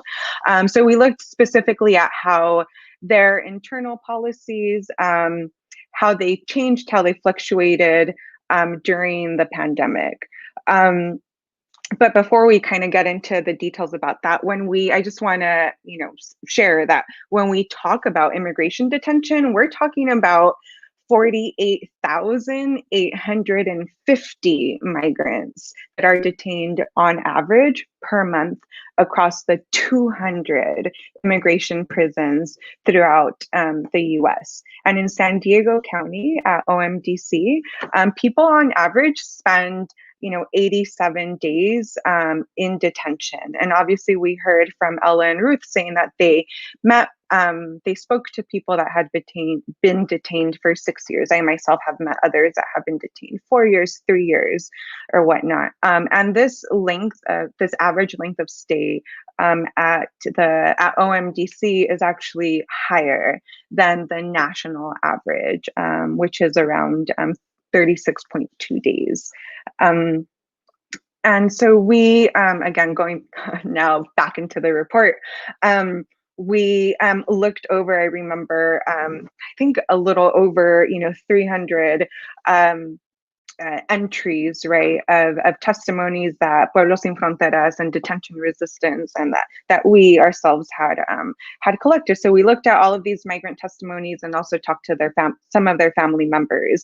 And these testimonies laid out the grave reality of detention conditions.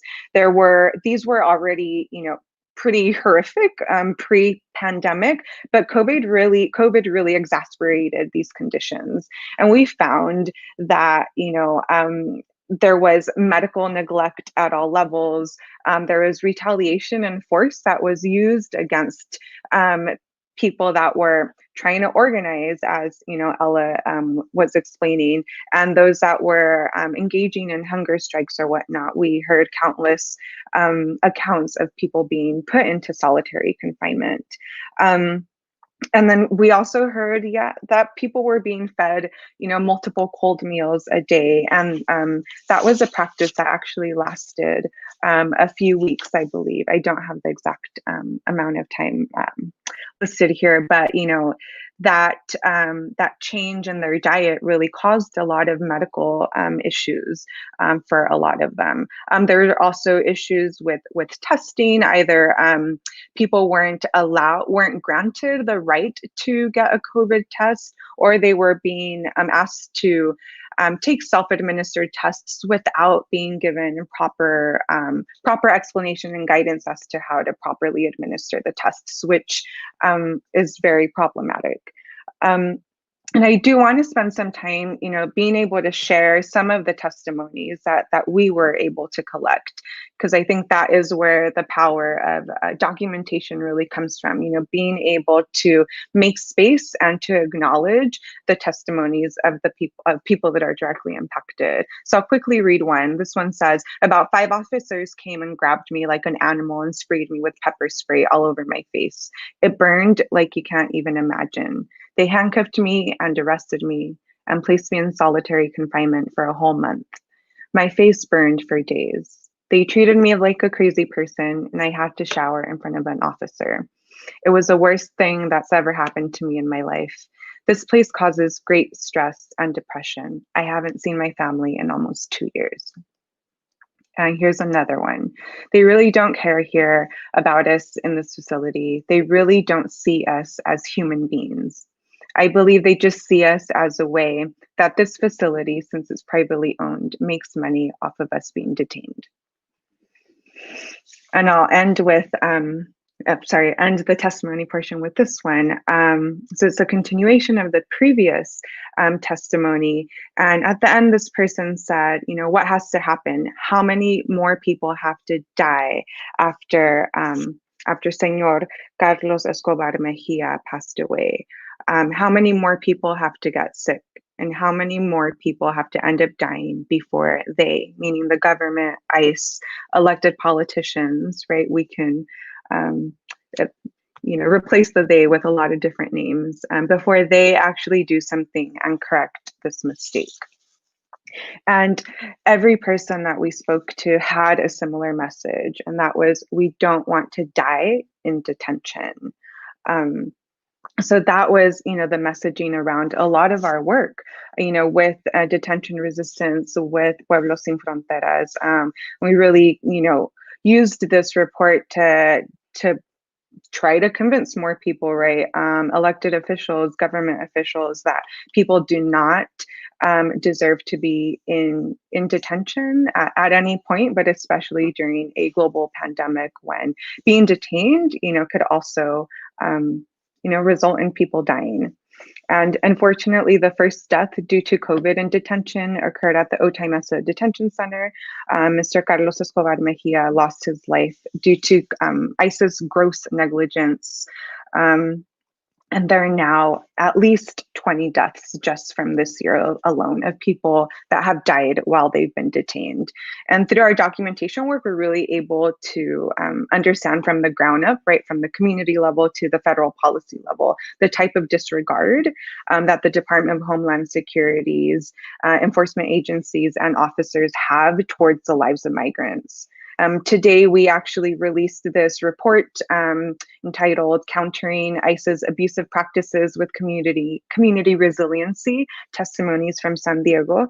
And in this report, we look at how arrests at the hands of ICE and Border Patrol, in some cases they do collaborate quite a bit, how they're carrying out community arrests in communities. This morning, some of my colleagues responded to an ICE arrest in Shelltown. So this report, goes through the tactics that are used, the surveillance that ICE employs to identify and track and arrest and terrorize undocumented migrants, migrant workers, etc. And this is, basically any person of color is being, targeted at all times. We also dive into what worksite raids look like and how raids will, and all enforcement really, cause a lot of trauma, not only to the people directly impacted, but to their families and to their communities. And the tactics that ICE employs are psychological warfare. We plan on continuing to document government atrocities in order to continue pushing for more accountability. The only way that we can really bring about change is through organizing that is rooted in abolition and in community solidarity. And I'll end there. I really hope to be able to continue working, with our partners, with everybody that, has participated in this panel and this event, to ensure that, all people are released, and to continue, pushing for those demands forward. I thank you again to everybody for allowing me to share this space with you all.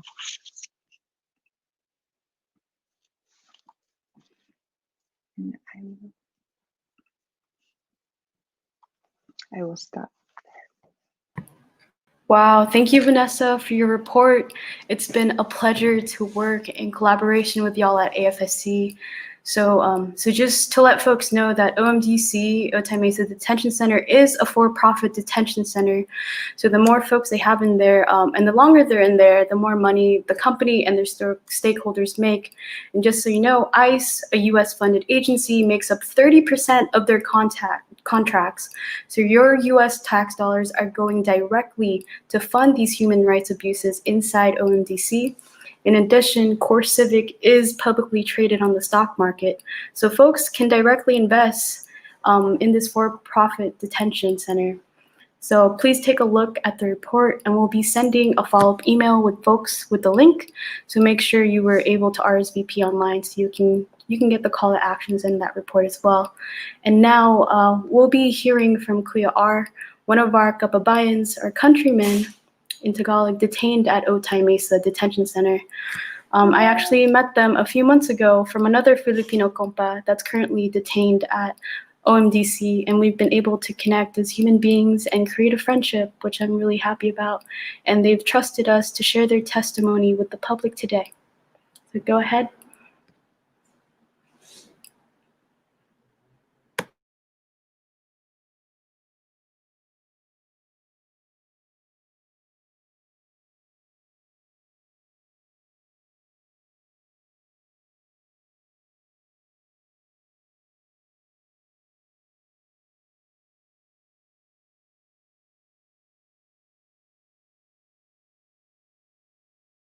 One second, folks, and we're gonna figure out the sound real quick.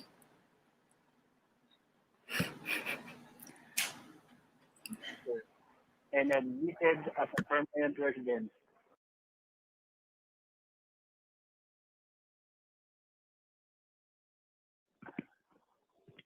My name is Rick. I am the youngest of 16 siblings born to Filipino parents in poverty, stricken province of the Philippines. My father was a veteran from the World War II. He aided the Americans during the conflict, which led to my parents immigrated to the U.S.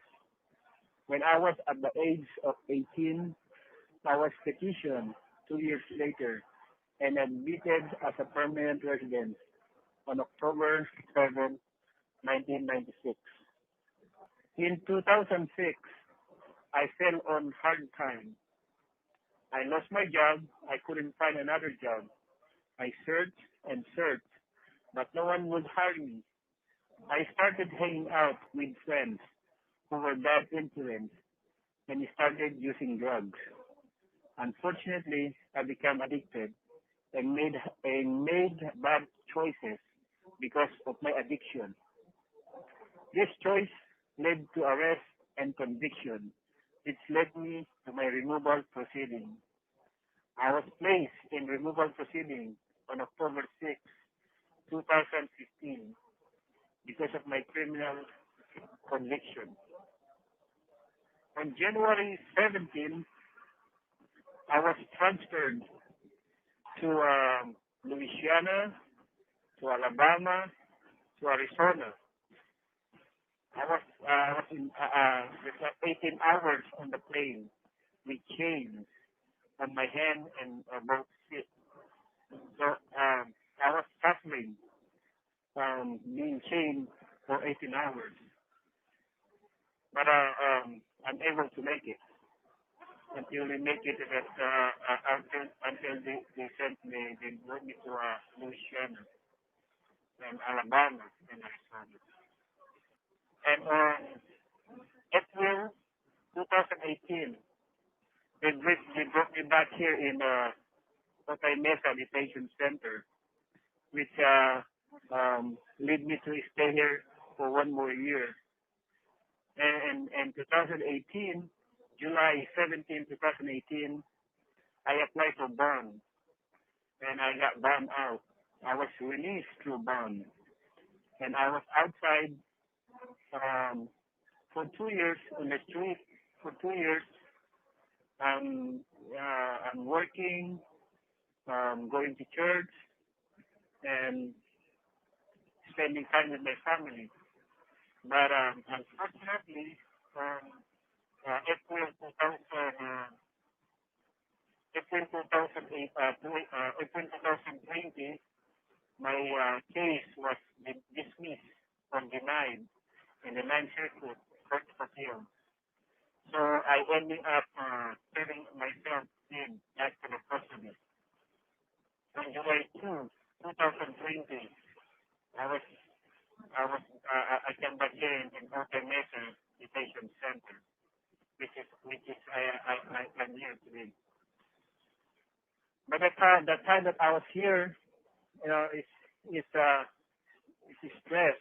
distress, and too much problem because of what's going on in here, especially this pandemic that's going on.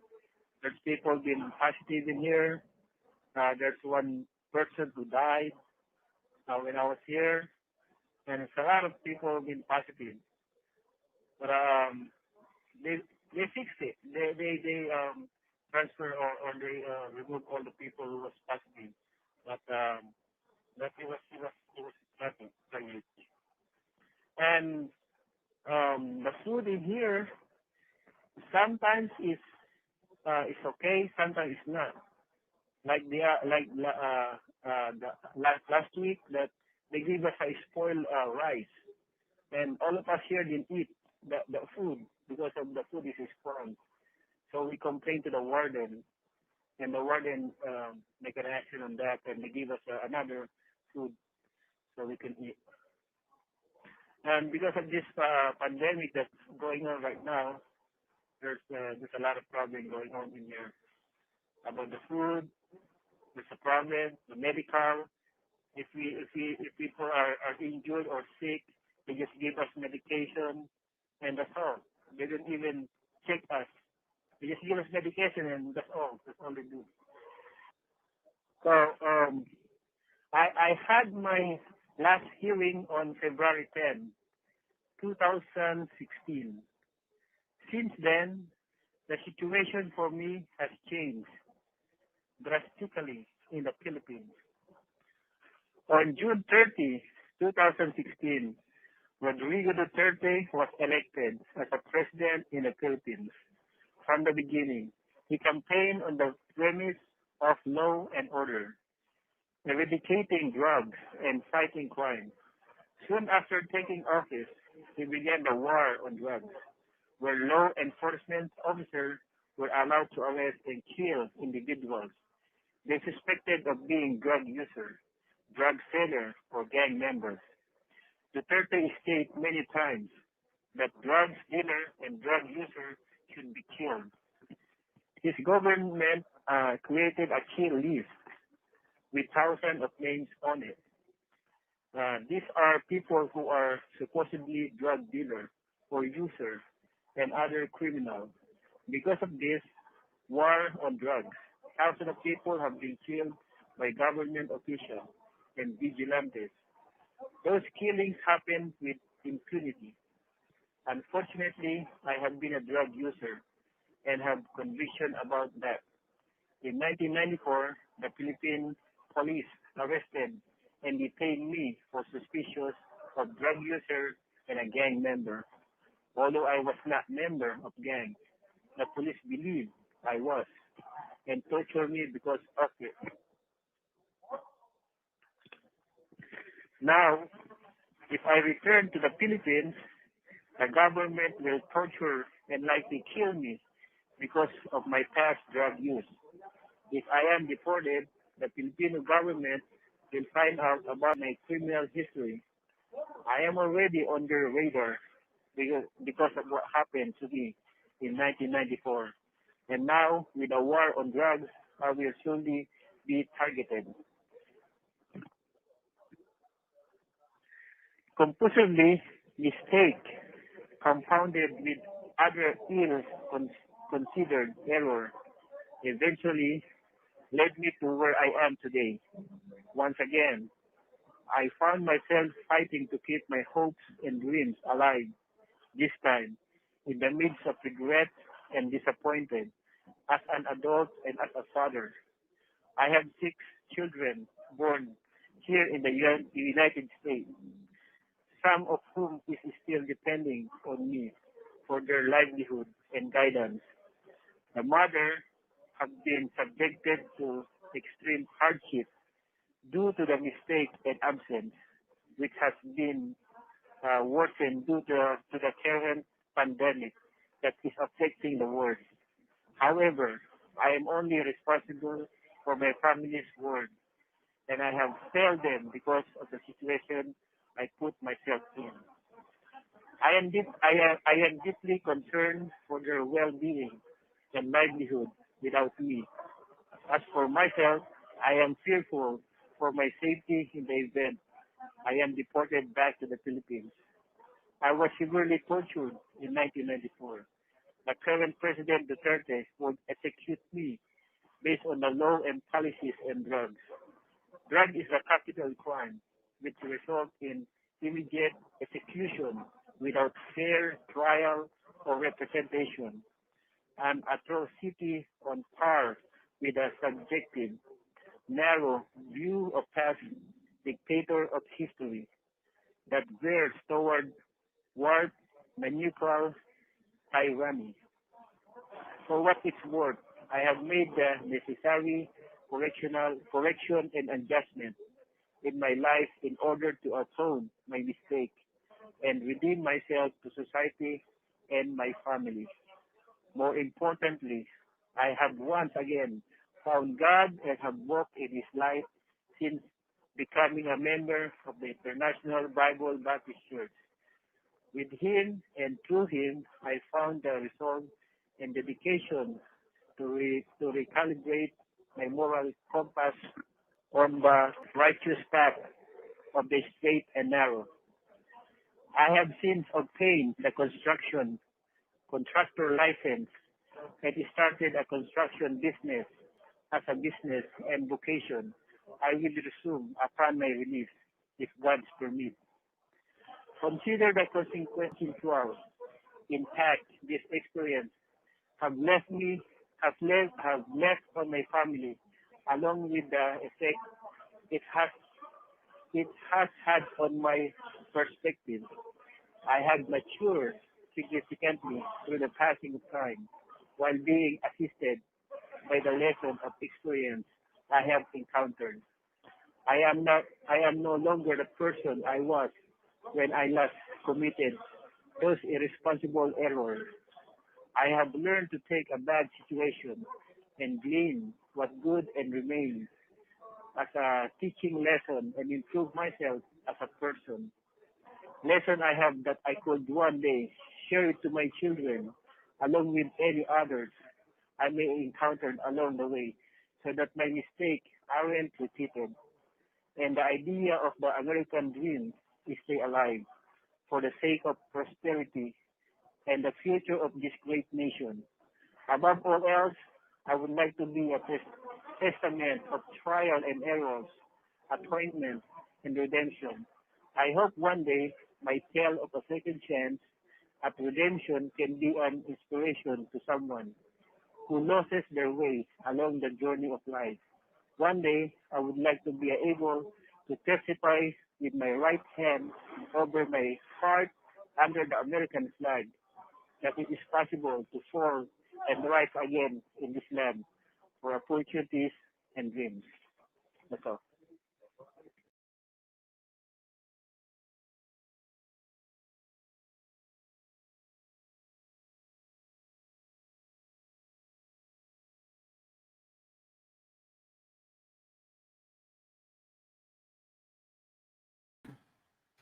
Wow, that was that was a powerful testimony by Kriya R.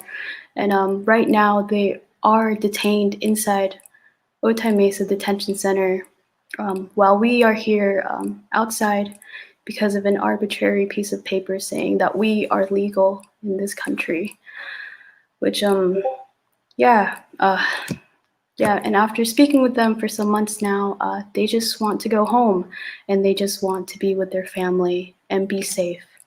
And many compas inside Otay Mesa Detention Center suffer from family separation inside, and they can't go back home to their home countries because of the violence they face. But the human rights violation in OMDC is a very real one, and it hits the international community. But these effects do not have to go on forever, and we combat them through building solidarity and through our combined and collective struggles. So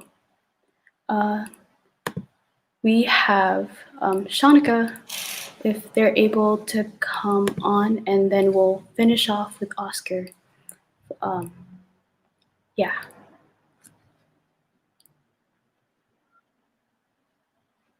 One second, they're coming. Awesome. Hey, Shanika. Hi, good evening. My name is Shanika, and I am chairperson of Anakba in San Diego. As we all know, it's International Human Rights Day. I wish we were celebrating, I wish we could celebrate because our world was one where human rights were guaranteed. But the reality is that human rights are violated around the world every day. On this day alone, as Attorney Kathy had said, the fascist Philippine National Police raided several homes. 6 trade unionists and 1 journalist were illegally detained, and 1 activist was killed. It's clear. Duterte and Trump do not care about human rights. Fascist police are detaining and killing our people, especially activists, both back home in the Philippines and here in the US. Our US tax dollars, money we labored for and earned, shouldn't go towards abusing and killing our people. All detained migrants should be free. The US should not be giving money and weapons to the armed forces of the Philippines. This is not an ask, but a demand. We, as Anak Bayan San Diego, demand that Juan Vargas end the human rights abuses in Otay Mesa Detention Center. We demand that Juan Vargas sponsor the Philippine Human Rights Act. We are urging Juan Vargas, listen to your constituents, listen to the Filipino community. The time to defend Filipino migrants, human rights defenders, and activists is now, especially today on International Human Rights Day. But we all know we can't just rely on politicians. If we want something, we have to work for it together. Today is not just a bleak reminder of the dire situation our people face, but it is also a reminder that every day there are people around the world who defend others. Let's remember them. Those who have given their lives to defending the rights of others, of the people, peasants, workers, and the indigenous. Let's remember those who have been murdered by fascist regimes like the US Duterte regime. Let's honor their sacrifice and pledge to use our own lives in service of the people. To understand how to truly serve the people, we must understand and grasp the roots of their suffering so that we can uproot this rotten, dying system once and for all. Freeing all detained migrants is just, but family separation won't stop while our people are forced to migrate. The Philippine Human Rights Act will help. The killings will slow down, but it alone won't stop them. We have to address the roots of forced migration and these extrajudicial killings. It's the same as the roots of landlessness, poverty, and exploitation. Foreign interests and multinational corporations plunder our homeland. Corrupt politicians and their puppet master, US imperialism, profit. Meanwhile, our people and the people of the US are landless, jobless, hungry, and poor. Because of these inhumane conditions, every single day, 6,000 Filipinos leave the only home they've ever known, hoping for a better life. Filipinos, like my parents, like Kuya R, like your family. That's why there's Filipinos here in San Diego. That's why we're here, because our home is not a home. We need a new Philippines, one that belongs to us, where our livelihood and our lives are guaranteed. We can only do this if we oust the dictator Rodrigo Duterte and the corrupt system that created him. We can do it. Our people have ousted presidents before. We'll oust Duterte and the murderous fascist system that backs him. Together, we can build a Philippines that truly represents the diversity of the Filipino people. We have to do it together. Our people deserve better than this. We deserve better. Join the mass movement and help build our own truly independent and genuinely democratic Philippines. From Spanish colonialism to US imperialism, the Filipino people have always fought for liberation. And until we have what we deserve, our people will continue to rise up, continuing the revolutionary legacy of those before us. Today, we remember all the martyrs, like Zara Alvarez, Freddie Gray, Randy Echanes, Fred Hampton, Sandra Bland, who have died for a freer world. We all have a common enemy, US imperialism. We see and feel it here, too, in the US, especially in this past year with the ravaging of COVID-19 and the use of military force against activists fighting against police brutality, and the increasing human rights violations in detention centers like Otay Mesa Detention Center.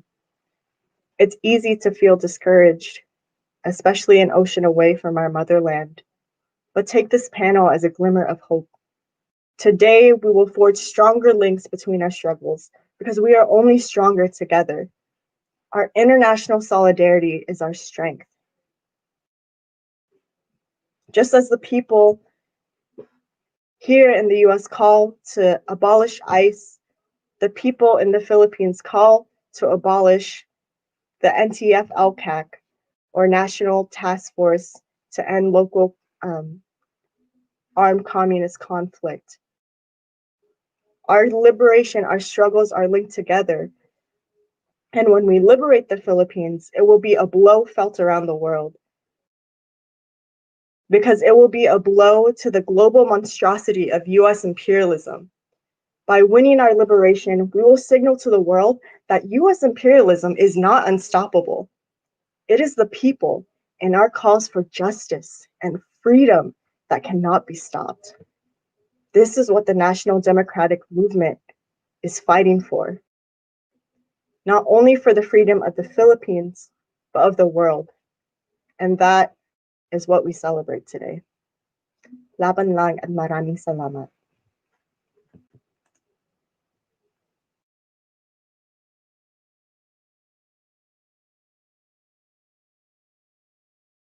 Wow, Salamat, Shanika, for sharing that analysis and giving us a socialist perspective, advocating for the rights and welfare for Filipino youth and community, both locally and back home.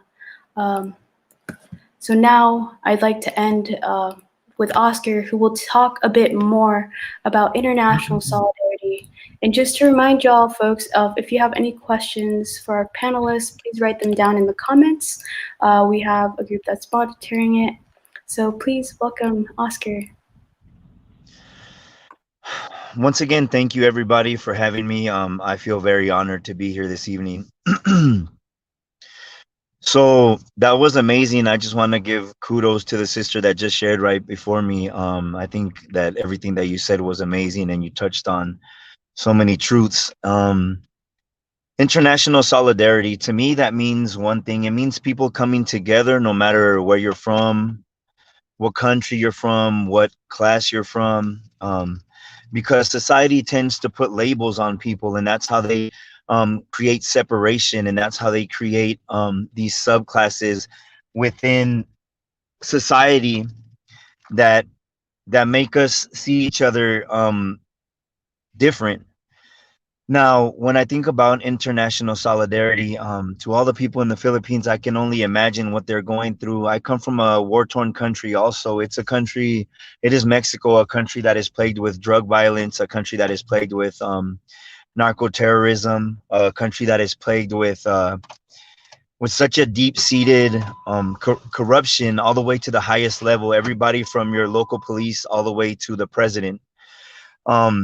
I actually come from spending 14 months in detention in Otay Mesa Detention Center. And in that time, I feel so blessed to have met people like Ruth and Ella who were light, who were nur. Nur is the Arabic word for light. And they were that light for me when I found myself in the deepest, most utterly dark place that you could find yourself in, a place where I felt all alone, a place where I felt forgotten, a place where I felt discarded. I was coming from my home country after spending 9 years there, and I went through some horrific experiences which were very difficult to talk about for a long time, but now I have found that they are healing. They help me heal when I speak about them. So I will share a little bit about that just in its brevity.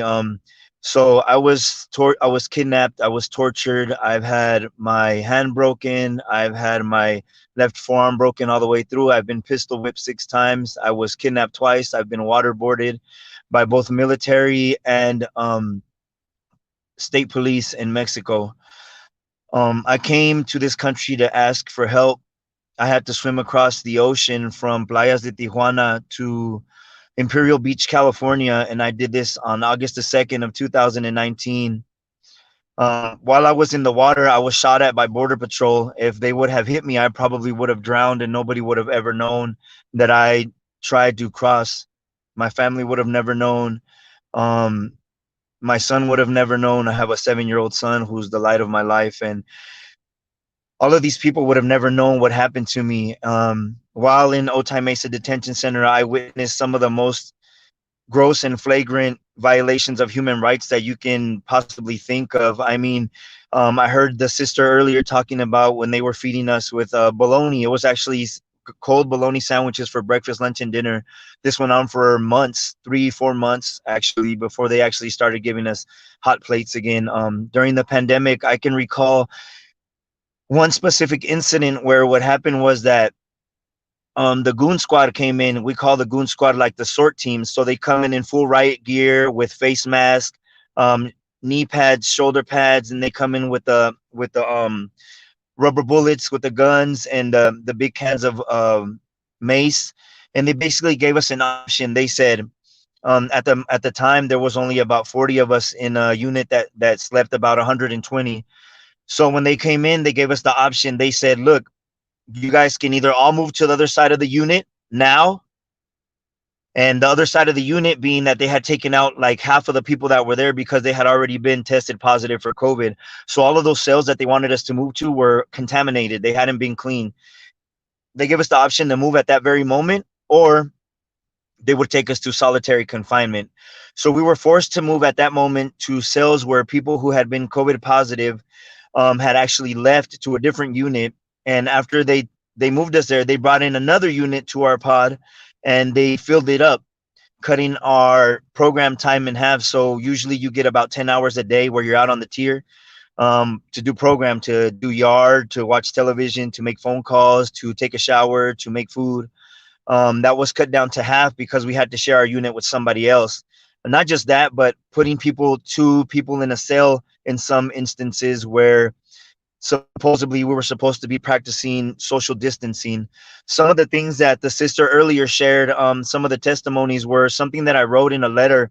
I wrote a letter while I was in there. I helped organize along with some of my other brothers inside MPod or Unit M Mike Pod. And we organized and wrote this letter when Mr. Carlos Escobar Mejia died, who was the first person to die in ICE detention. We saw the way that this person's health was deteriorating. He was a person who had diabetes and who had to take insulin daily. He had part of his right foot amputated. And we kept telling unit management, medical staff, the COs, everybody for about 3 weeks that this individual was so sick that he needed to be taken out of there because he was sick, because him being in a weakened state because of his already underlying medical conditions, he should have been taken directly to the hospital, which he was not. What happened was that after 3 weeks of us telling them and over and over telling them, please help this man, please help this man, eventually what happened was that this individual was Mr. Carlos Escobar Mejia, may he rest in peace. This individual was taken finally to medical only after they seen that he was so sick he couldn't get up off of his bunk. He had it thrown up in a trash can and on the floor in his cell. He was taken out of his cell and taken to medical, but only for a quick moment. He was not taken to the hospital, which is what probably any person in their right mind would have done. Any person who has any kind of feeling, any person who is a human being, who has a heart, would have sent that person to the hospital. What did they do? They put him next door to Lima Pod, where all the COVID-19 positive sick individuals were actually housed at the moment, further exposing him in his weakened state to the disease, this deadly disease, basically directly causing this individual's death. This person, Carlos Escobar Mejia, who was such a kind person. And even though he had that underlying condition, he never liked to feel that he was a burden on anybody. He always tried to walk around on his crutches, if not in his wheelchair. He tried to do things on his own. Obviously, we helped him with certain things, but he was a happy individual. And it's just so sad to see that just the fact that they don't see us as human beings in that place. While in there, I met so many people from so many different countries. One of my best friends that I made while in there, his name is Real Andal. He's actually Filipino. And it breaks my heart to see that he's still in there because he's actually won his case twice already. ICE actually made up information on his NTA, on his notice to appear. They made up information to make him deportable. So there was information that was falsified by ICE in order for him to become deportable. So they falsified this information and filed it in his filing in his case. The judge who had his case actually gave him the win because of that. I believe he won in BIA again, and he has still not been let go. He was not given bond. So there's so many injustices. There's so many things that these people do wrong. They're heartless, and all it is a huge conglomerate, a huge money-making machine that profits off human suffering, that profits off separating families, children from their mothers, fathers from their children, fathers from their wives and children, and basically putting you in a situation where you have so much emotional, physical, psychological stress that you end up having to take counseling, you end up getting put on medication, but you're just thrown aside like if you don't really matter because they put you on these heavy sedatives, but they don't give you any counseling, they don't give you anybody to talk to. And this is where detention resistance came in for me, because I found myself, I've been diagnosed with high grade complex post-traumatic stress disorder because of the torture that I suffered in my home country. I've been diagnosed with depression, with anxiety. I have night tremors, and I have to take my Zoloft in the morning, and I have to take sleeping trazodone at night so that I can sleep. To this day, I'm still taking my medication, even though I've been out. I was released. I actually won my case on October 15th, mashallah, one day before my birthday, which was October 16th, after spending 14 months in there. And I feel so blessed because out of all the people that were in there for 14 months that I was there, only a friend of mine from Vietnam actually won his case, and I won my case. We were granted protection under the United Nations Convention Against Torture Act. And even then, it's like they put barriers for you to be able to progress. So I was granted this, so they can't kick me out of the country, but basically I'm not allowed to work. So I'm currently waiting to be approved for my employment authorization document, so that I can work. I want to go back to school. But all that is, I'm talking too much about myself. To get back to the point about international solidarity today and human rights, I just think that what detention resistance did for me is they gave me a voice while being in there. They gave me a means to be able to be in contact with other people. They contacted me with Alex Mensing. They contacted me with Jacqueline from ACLU. They contacted me with Imad and Roberto, God bless them, who have helped me so much. Also, while in detention, me and my friend Real from the Philippines, we decided to write a book. The book is called Undocumented Americans: Life as a Detainee, where basically what I did, and along with Real, is we interviewed about 20 people, almost 20 people from about 12 or 13 different countries, including Saudi Arabia, Argentina, Guatemala, El Salvador, Honduras, Philippines, Mexico, Ukraine, Samoa, India, all these different countries, Peru, Venezuela, where we spoke to people, because a lot of times people think immigration and they only think about maybe Mexico sometimes, but there's people from the Philippines in there, there's people from Laos in there, there's people from Samoa in there, there's people from Fiji in there, and all of these people, a lot of these people don't have anybody to help them. A lot of us feel trapped when we're in there. A lot of us feel so alone. I was going through such a deep depression, and then I met the people from detention resistance. Ruth, God bless her heart. I love Ruth. I love Ella. I love Imoad. I love Senora Cristina. They put me in contact with so many people and opened so many doors. And I am not only free today by the grace and mercy of God, but also by all the help that all these people gave me, because they gave me motivation while I was in there. They gave me a sense of urgency to strive to do something, and it helped me get on the ball to do everything that I could. Along with everything that they did for me when I didn't have money for phone time, they put money for phone time so that I could call my family. They contacted my family. They helped contact people so that I can get evidence that I needed for my case. If it wasn't for them, if it wasn't for my lawyer, Harper Otaka from LOP, which is a legal orientation program, I wouldn't be free today. So I just want to say, like, on this day of international solidarity and defending human rights, I thank each and every single one of you guys for listening to me, first of all, and all praise due to God. And I just thank you guys for all of you who are doing something to help in this movement of solidarity, because that is something that is an everyday struggle and it never ends. And we need to keep on it, and we need to do everything that we can, because I can tell you personally from being in there, that is a modern day concentration camp. We come fleeing from our home countries, people coming from countries where they're living through poverty, starvation, death, tyranny, um, broken dreams, so many things that a lot of us here in this beautiful country can't even begin to imagine, because we've never had to live through that. And it's such a horrific experience to have to go through that. And I wish that on nobody. So on this day, I ask all of you who are listening to please continue doing what you're doing. If you can do more, do more.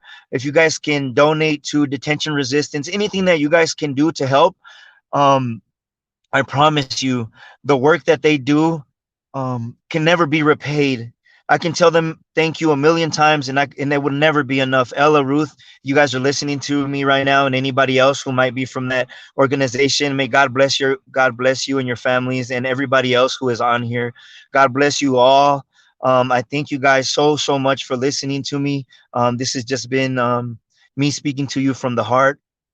It's very difficult to go through these things that I've gone through, and it makes me very emotional at times to think about all of my friends who are still in there, who don't deserve to be in there. My friend Real, he's been there longer than I was, and he's won his case twice. They won't let him go. Why? Because these people continue to make money off commissary. These people continue to make money off phone time, off tablets. These people continue to make money off human suffering. And this is a vicious cycle that never ends until we can finally abolish ICE and tear this thing down that they have constructed. Not until that day comes will this fight stop. And even then, there are so many things and so many other fights that we need to take up. What's going on in the Philippines, I've never been there. I can't even speak on what's going on there, but my prayers go out to them and everybody there, and I hope that that situation can get better. Thank you guys all for listening. I feel so very blessed to be here tonight, and may God bless you all, and good evening. Thank you so very, very much. Bye.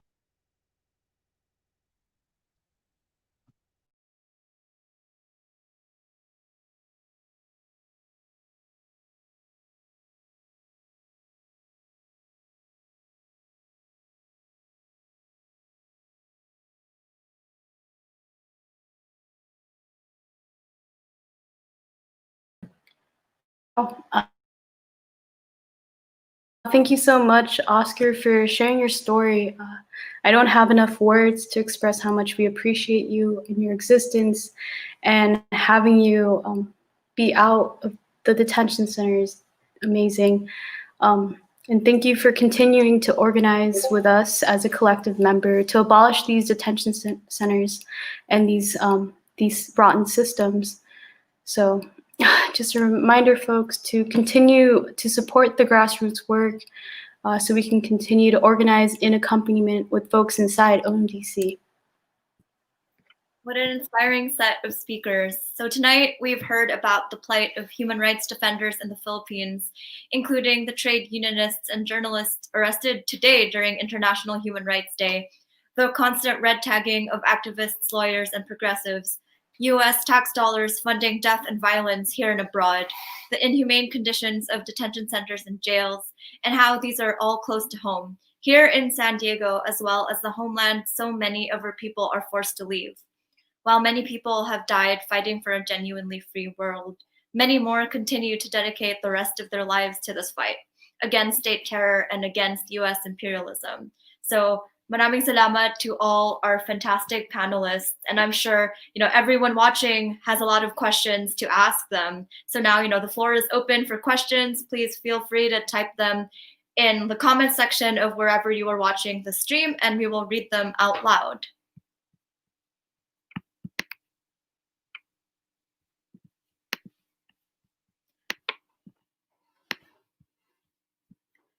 So we have, oh, sorry.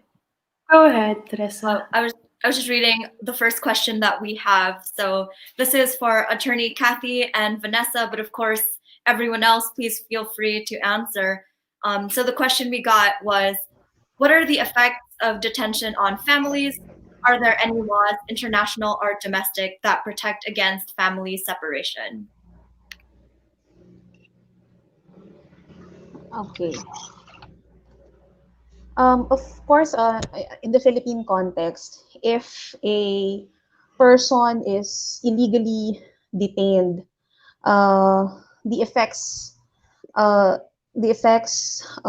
of that separation, of that illegal separation from their families, is really emotionally, physically draining.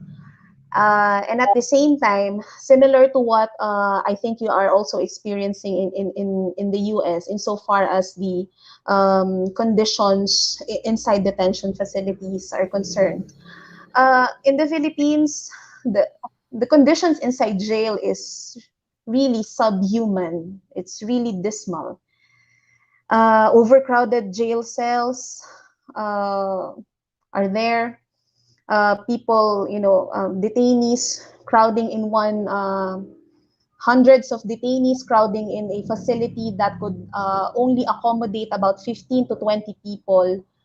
Well, that's the plight of the detainees in the Philippines.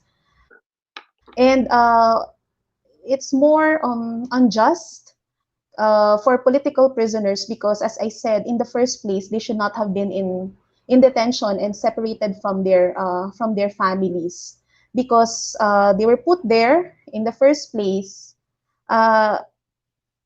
because of the work that they do, the advocacies that they espouse for human rights. So I think the situation is more unjust insofar as the political prisoners are concerned. So the effect on this, on the family, on the person, on the person of the accused themselves, is really emotionally, physically draining and unjust for all parties concerned. Yeah, and I mean, I have a similar answer. The based on families and children that we have talked to after they have either gone through, a detention and arrest, what we're constantly hearing is that, yes, there is this immense level of, emotional trauma, psychological trauma. Kids go through, anxiety, separation anxiety, for example. Parents also. I've spoken to parents that, were detained by ICE in communities when at gunpoint with their children present. And I mean, you can only imagine, right? Parents, one that I'm thinking of right now, he had to go and seek counseling services himself because of like the heightened fear, paranoia, anxiety again. He ended up experiencing issues with sleeping, right? But then also then the fear and the worry as a parent, knowing that like your child and that other people in the family have also experienced or witnessed that arrest, that it isn't just you, right, is very impactful, right? So we have heard of kids, teenagers, also needing to go to to receive similar, services, mental health services, counseling, etc. But I mean, that's just looking at the emotional, the psychological effect, right? There's also this, long-lasting trauma, right? It doesn't, as Oscar clearly pointed out, right? The trauma of, or the effects, I should say, of any traumatic event, and a traumatic event is really, it depends on that person. If that event was traumatic for that person, there will be, like a rippling effect, but it's apart from that type of trauma. We also, see that communities as a whole are impacted, right? It isn't just one family or like families here and there on this block, it's the entire community, right? Immigration officers go into communities to terrorize, to, do everything that they possibly can to detain, the people that they're supposedly looking for, but they also go and detain anybody that they can get their hands on. And that is terrifying. We constantly also hear from community members right after maybe an arrest, or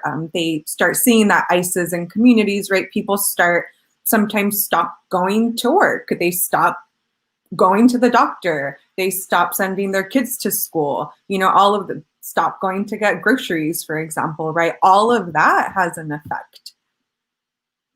I'll stop there.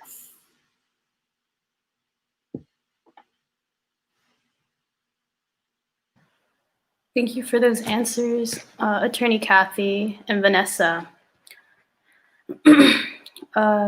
So, yeah, a lot of folks do suffer from being separated from their families, and also the human rights violations they face. And that just doesn't stop once they leave these horrible conditions. That carries on, and that could even last a lifetime. I met compas that were detained and were put in the hole for 9 months in complete isolation without any interaction with other human beings, and that changes you as a person. And and they don't get any reparations for that psychological trauma. So we have we have another question. Teresa, would you like to put it on? Sure. Yeah, here's like kind of, I guess, for all our panelists today, but a more general question on what is the role of the US state in kind of these systems and like upholding and maintaining these systems, if anyone wants to jump in.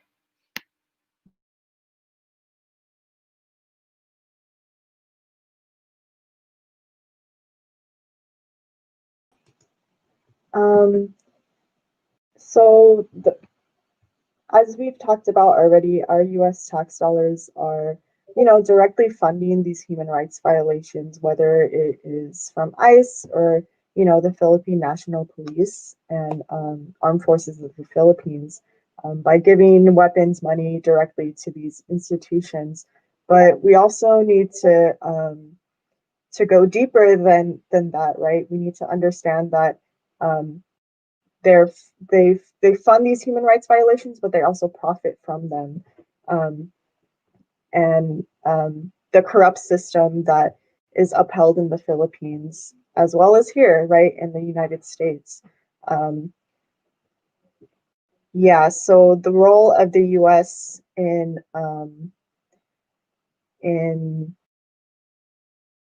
these human rights violations is that the US creates these conditions, right? Where, as Ella was saying earlier, even like the role of the US in destabilizing countries' democratically elected officials. So the US really profits from keeping colonies like Puerto Rico or Guam or Guahan, but then also semi-colonies like the Philippines, where they plunder our land and take our resources that isn't resources that aren't used for the benefit of the people themselves, of the Filipino people. And yeah, and it's really like hoarding these resources, but then also you see the effects here in the US of this hoarding of wealth. It's not, it's not the people of the US that are benefiting from US imperialism, but the 1% here in the US that are benefiting from it. So yeah.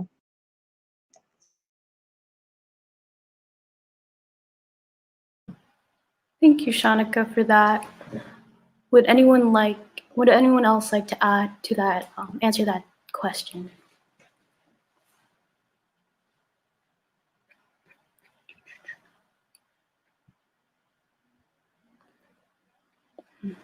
Go ahead, Vanessa. Thank you for raising your hand.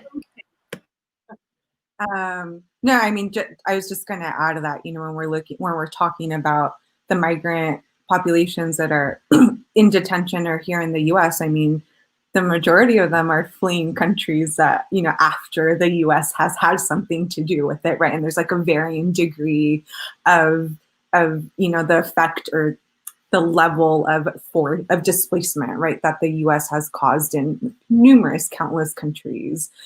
So it is a little like ironic, right, and pretty absurd when you think about it, when people are fleeing because of something to the U.S. for protection, but they're fleeing countries that the U.S. has essentially screwed over, for lack of a better word, and they have to come to our system in the US and then ask for protection, right? And then they're made again to like wait, for months and years, sometimes just to get an answer from immigration courts. Just to build off of Vanessa's comment with a more specific example of this that I'm sure a lot of people are aware of, but a number of people in the migrant caravan that was dominating the news recently were coming from Honduras. And in 2009, under the Obama administration, there was a soft coup that the US supported. And it shows very directly the linkage between US intervention in foreign countries and the consequences of those interventions. And so within that framework, it's important to understand and realize that like it doesn't matter if it's the Republicans or the Democrats in power, right? It's a function of both, and it has a lot to do with, I think, the unelected elements of the U.S. government, right? So this is also just something that's really important to keep in mind because, we are going to be switching over to a new president now, and like, it doesn't mean that, kids are going to be let out of cages, right? Like, we have to keep fighting for this.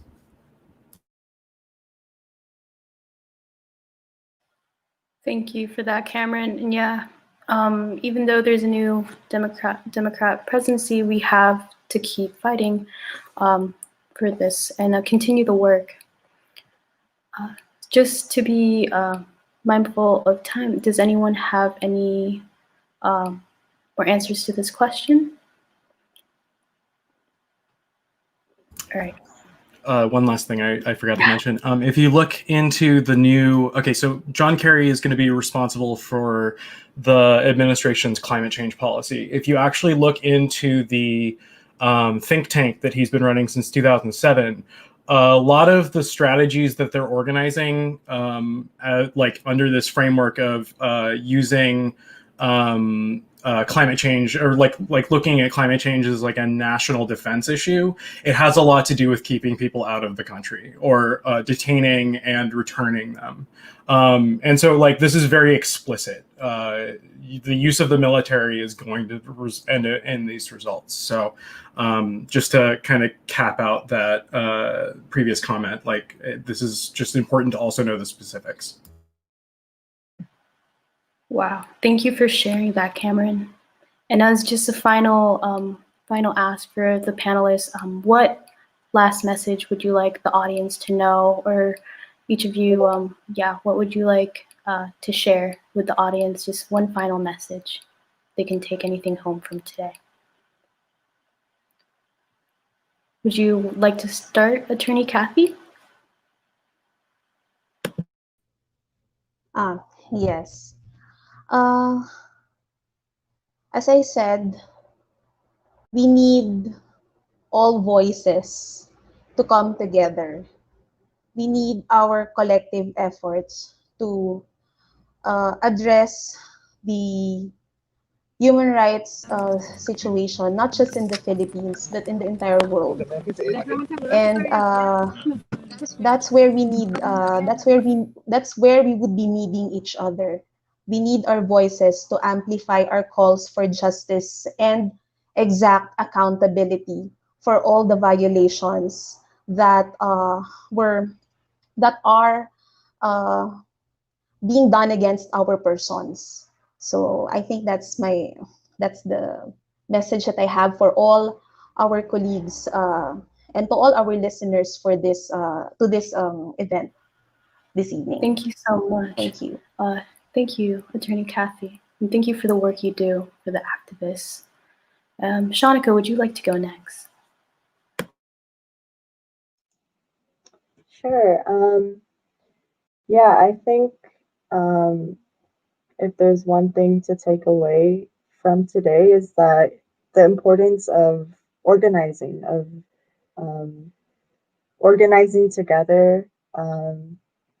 You know, as we've said, U.S. imperialism is a global system, right? It plagues the world, and we're here in the U.S. and we can feel it in the belly of the beast, right? With the uprisings that happened this past year, or with the neglect or outright, um, um, yeah, just neglect of health with COVID-19. So imperialism, it's a highly organized system, right? And so we have to out organize them. We have to organize and work together and build solidarity with one another. Especially here in the U.S., there's so many different communities here in the U.S., and it's on one end, the U.S. imperialists use it as a tool to divide us, right? With how different we are, right? We come from different places, but we should really take this opportunity, living in such an international community, to build links between each other, to get to know each other, know what our struggles are, and understand that our struggles are linked together and our liberation is linked together. And when when we fight together, we'll win because we outnumber them, right? And so yeah, organize, join an organization. Yes, definitely. We're better together, as they say. Cameron, would you like to share anything? Just as a call to action, just to remind everyone, it's really important to contact your House of Representative member about the Philippine Human Rights Act, specifically because of the role that the United States plays in military funding for the Philippines, and then also essentially being complicit in the results of those weapons and their usage. So, there are a number of organizations that are here being represented, right? There's PUSO, there's Malaya Movement, Anak Bayan. If you have the ability to, I would recommend reaching out to any of these organizations and seeing if you can help out. Also, just to cover the other aspect of this, right? The situation on the border demands action and organization. So, if you can help out with organizations like Detention Resistance, every set of hands helps. And we all have to put in the time to make this change because it's not going to change on its own. We all have to do the work. But yeah, thank you very much for giving me the chance to speak, and thank you very much for everyone who's listening in. Thank you so much, Cameron. And Vanessa, lasting message. Yeah, I mean, I'll echo what everybody said, right? The power, I feel like we can't say it enough times, there's so much power in community organizing for any issue, right? You do need that. It isn't just about filling out those petitions. It's not just about making the phone calls to elected officials. It's about taking every route, right? We have to organize. We have to be out on the streets. We have to document.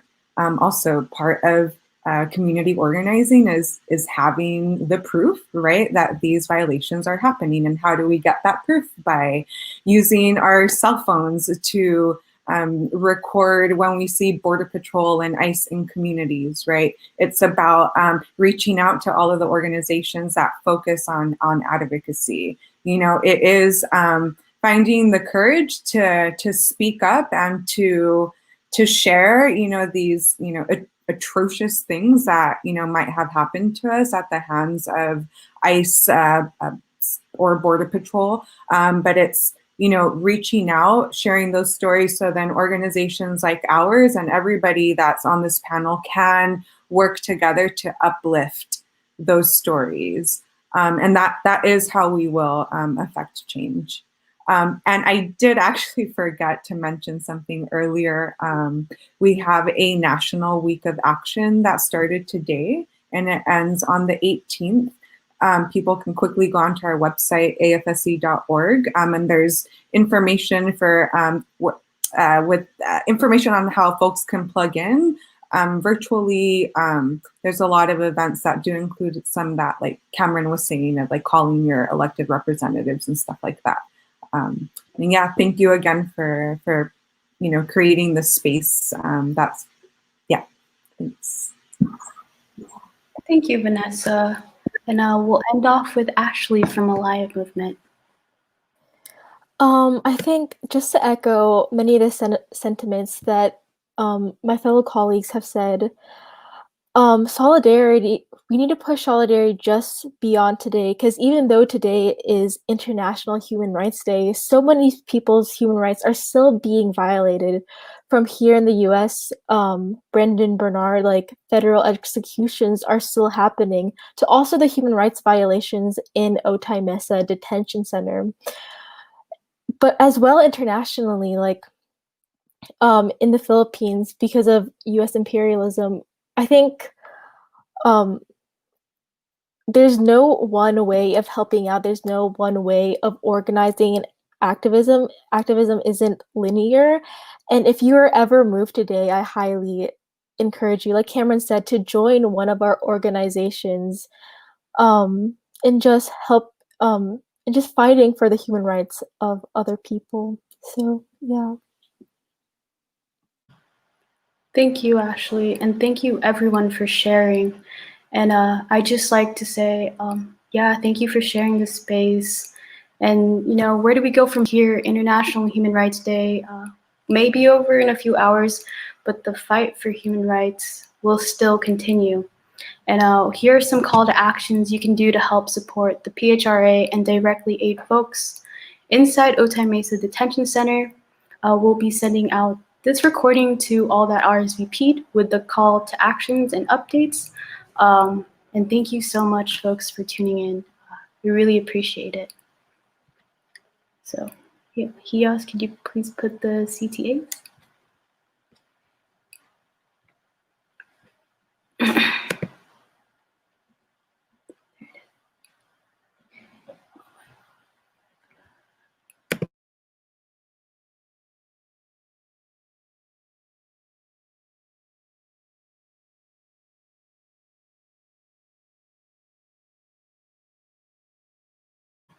Wow, thank everyone.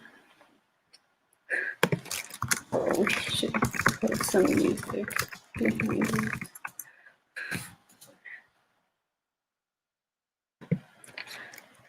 Yep.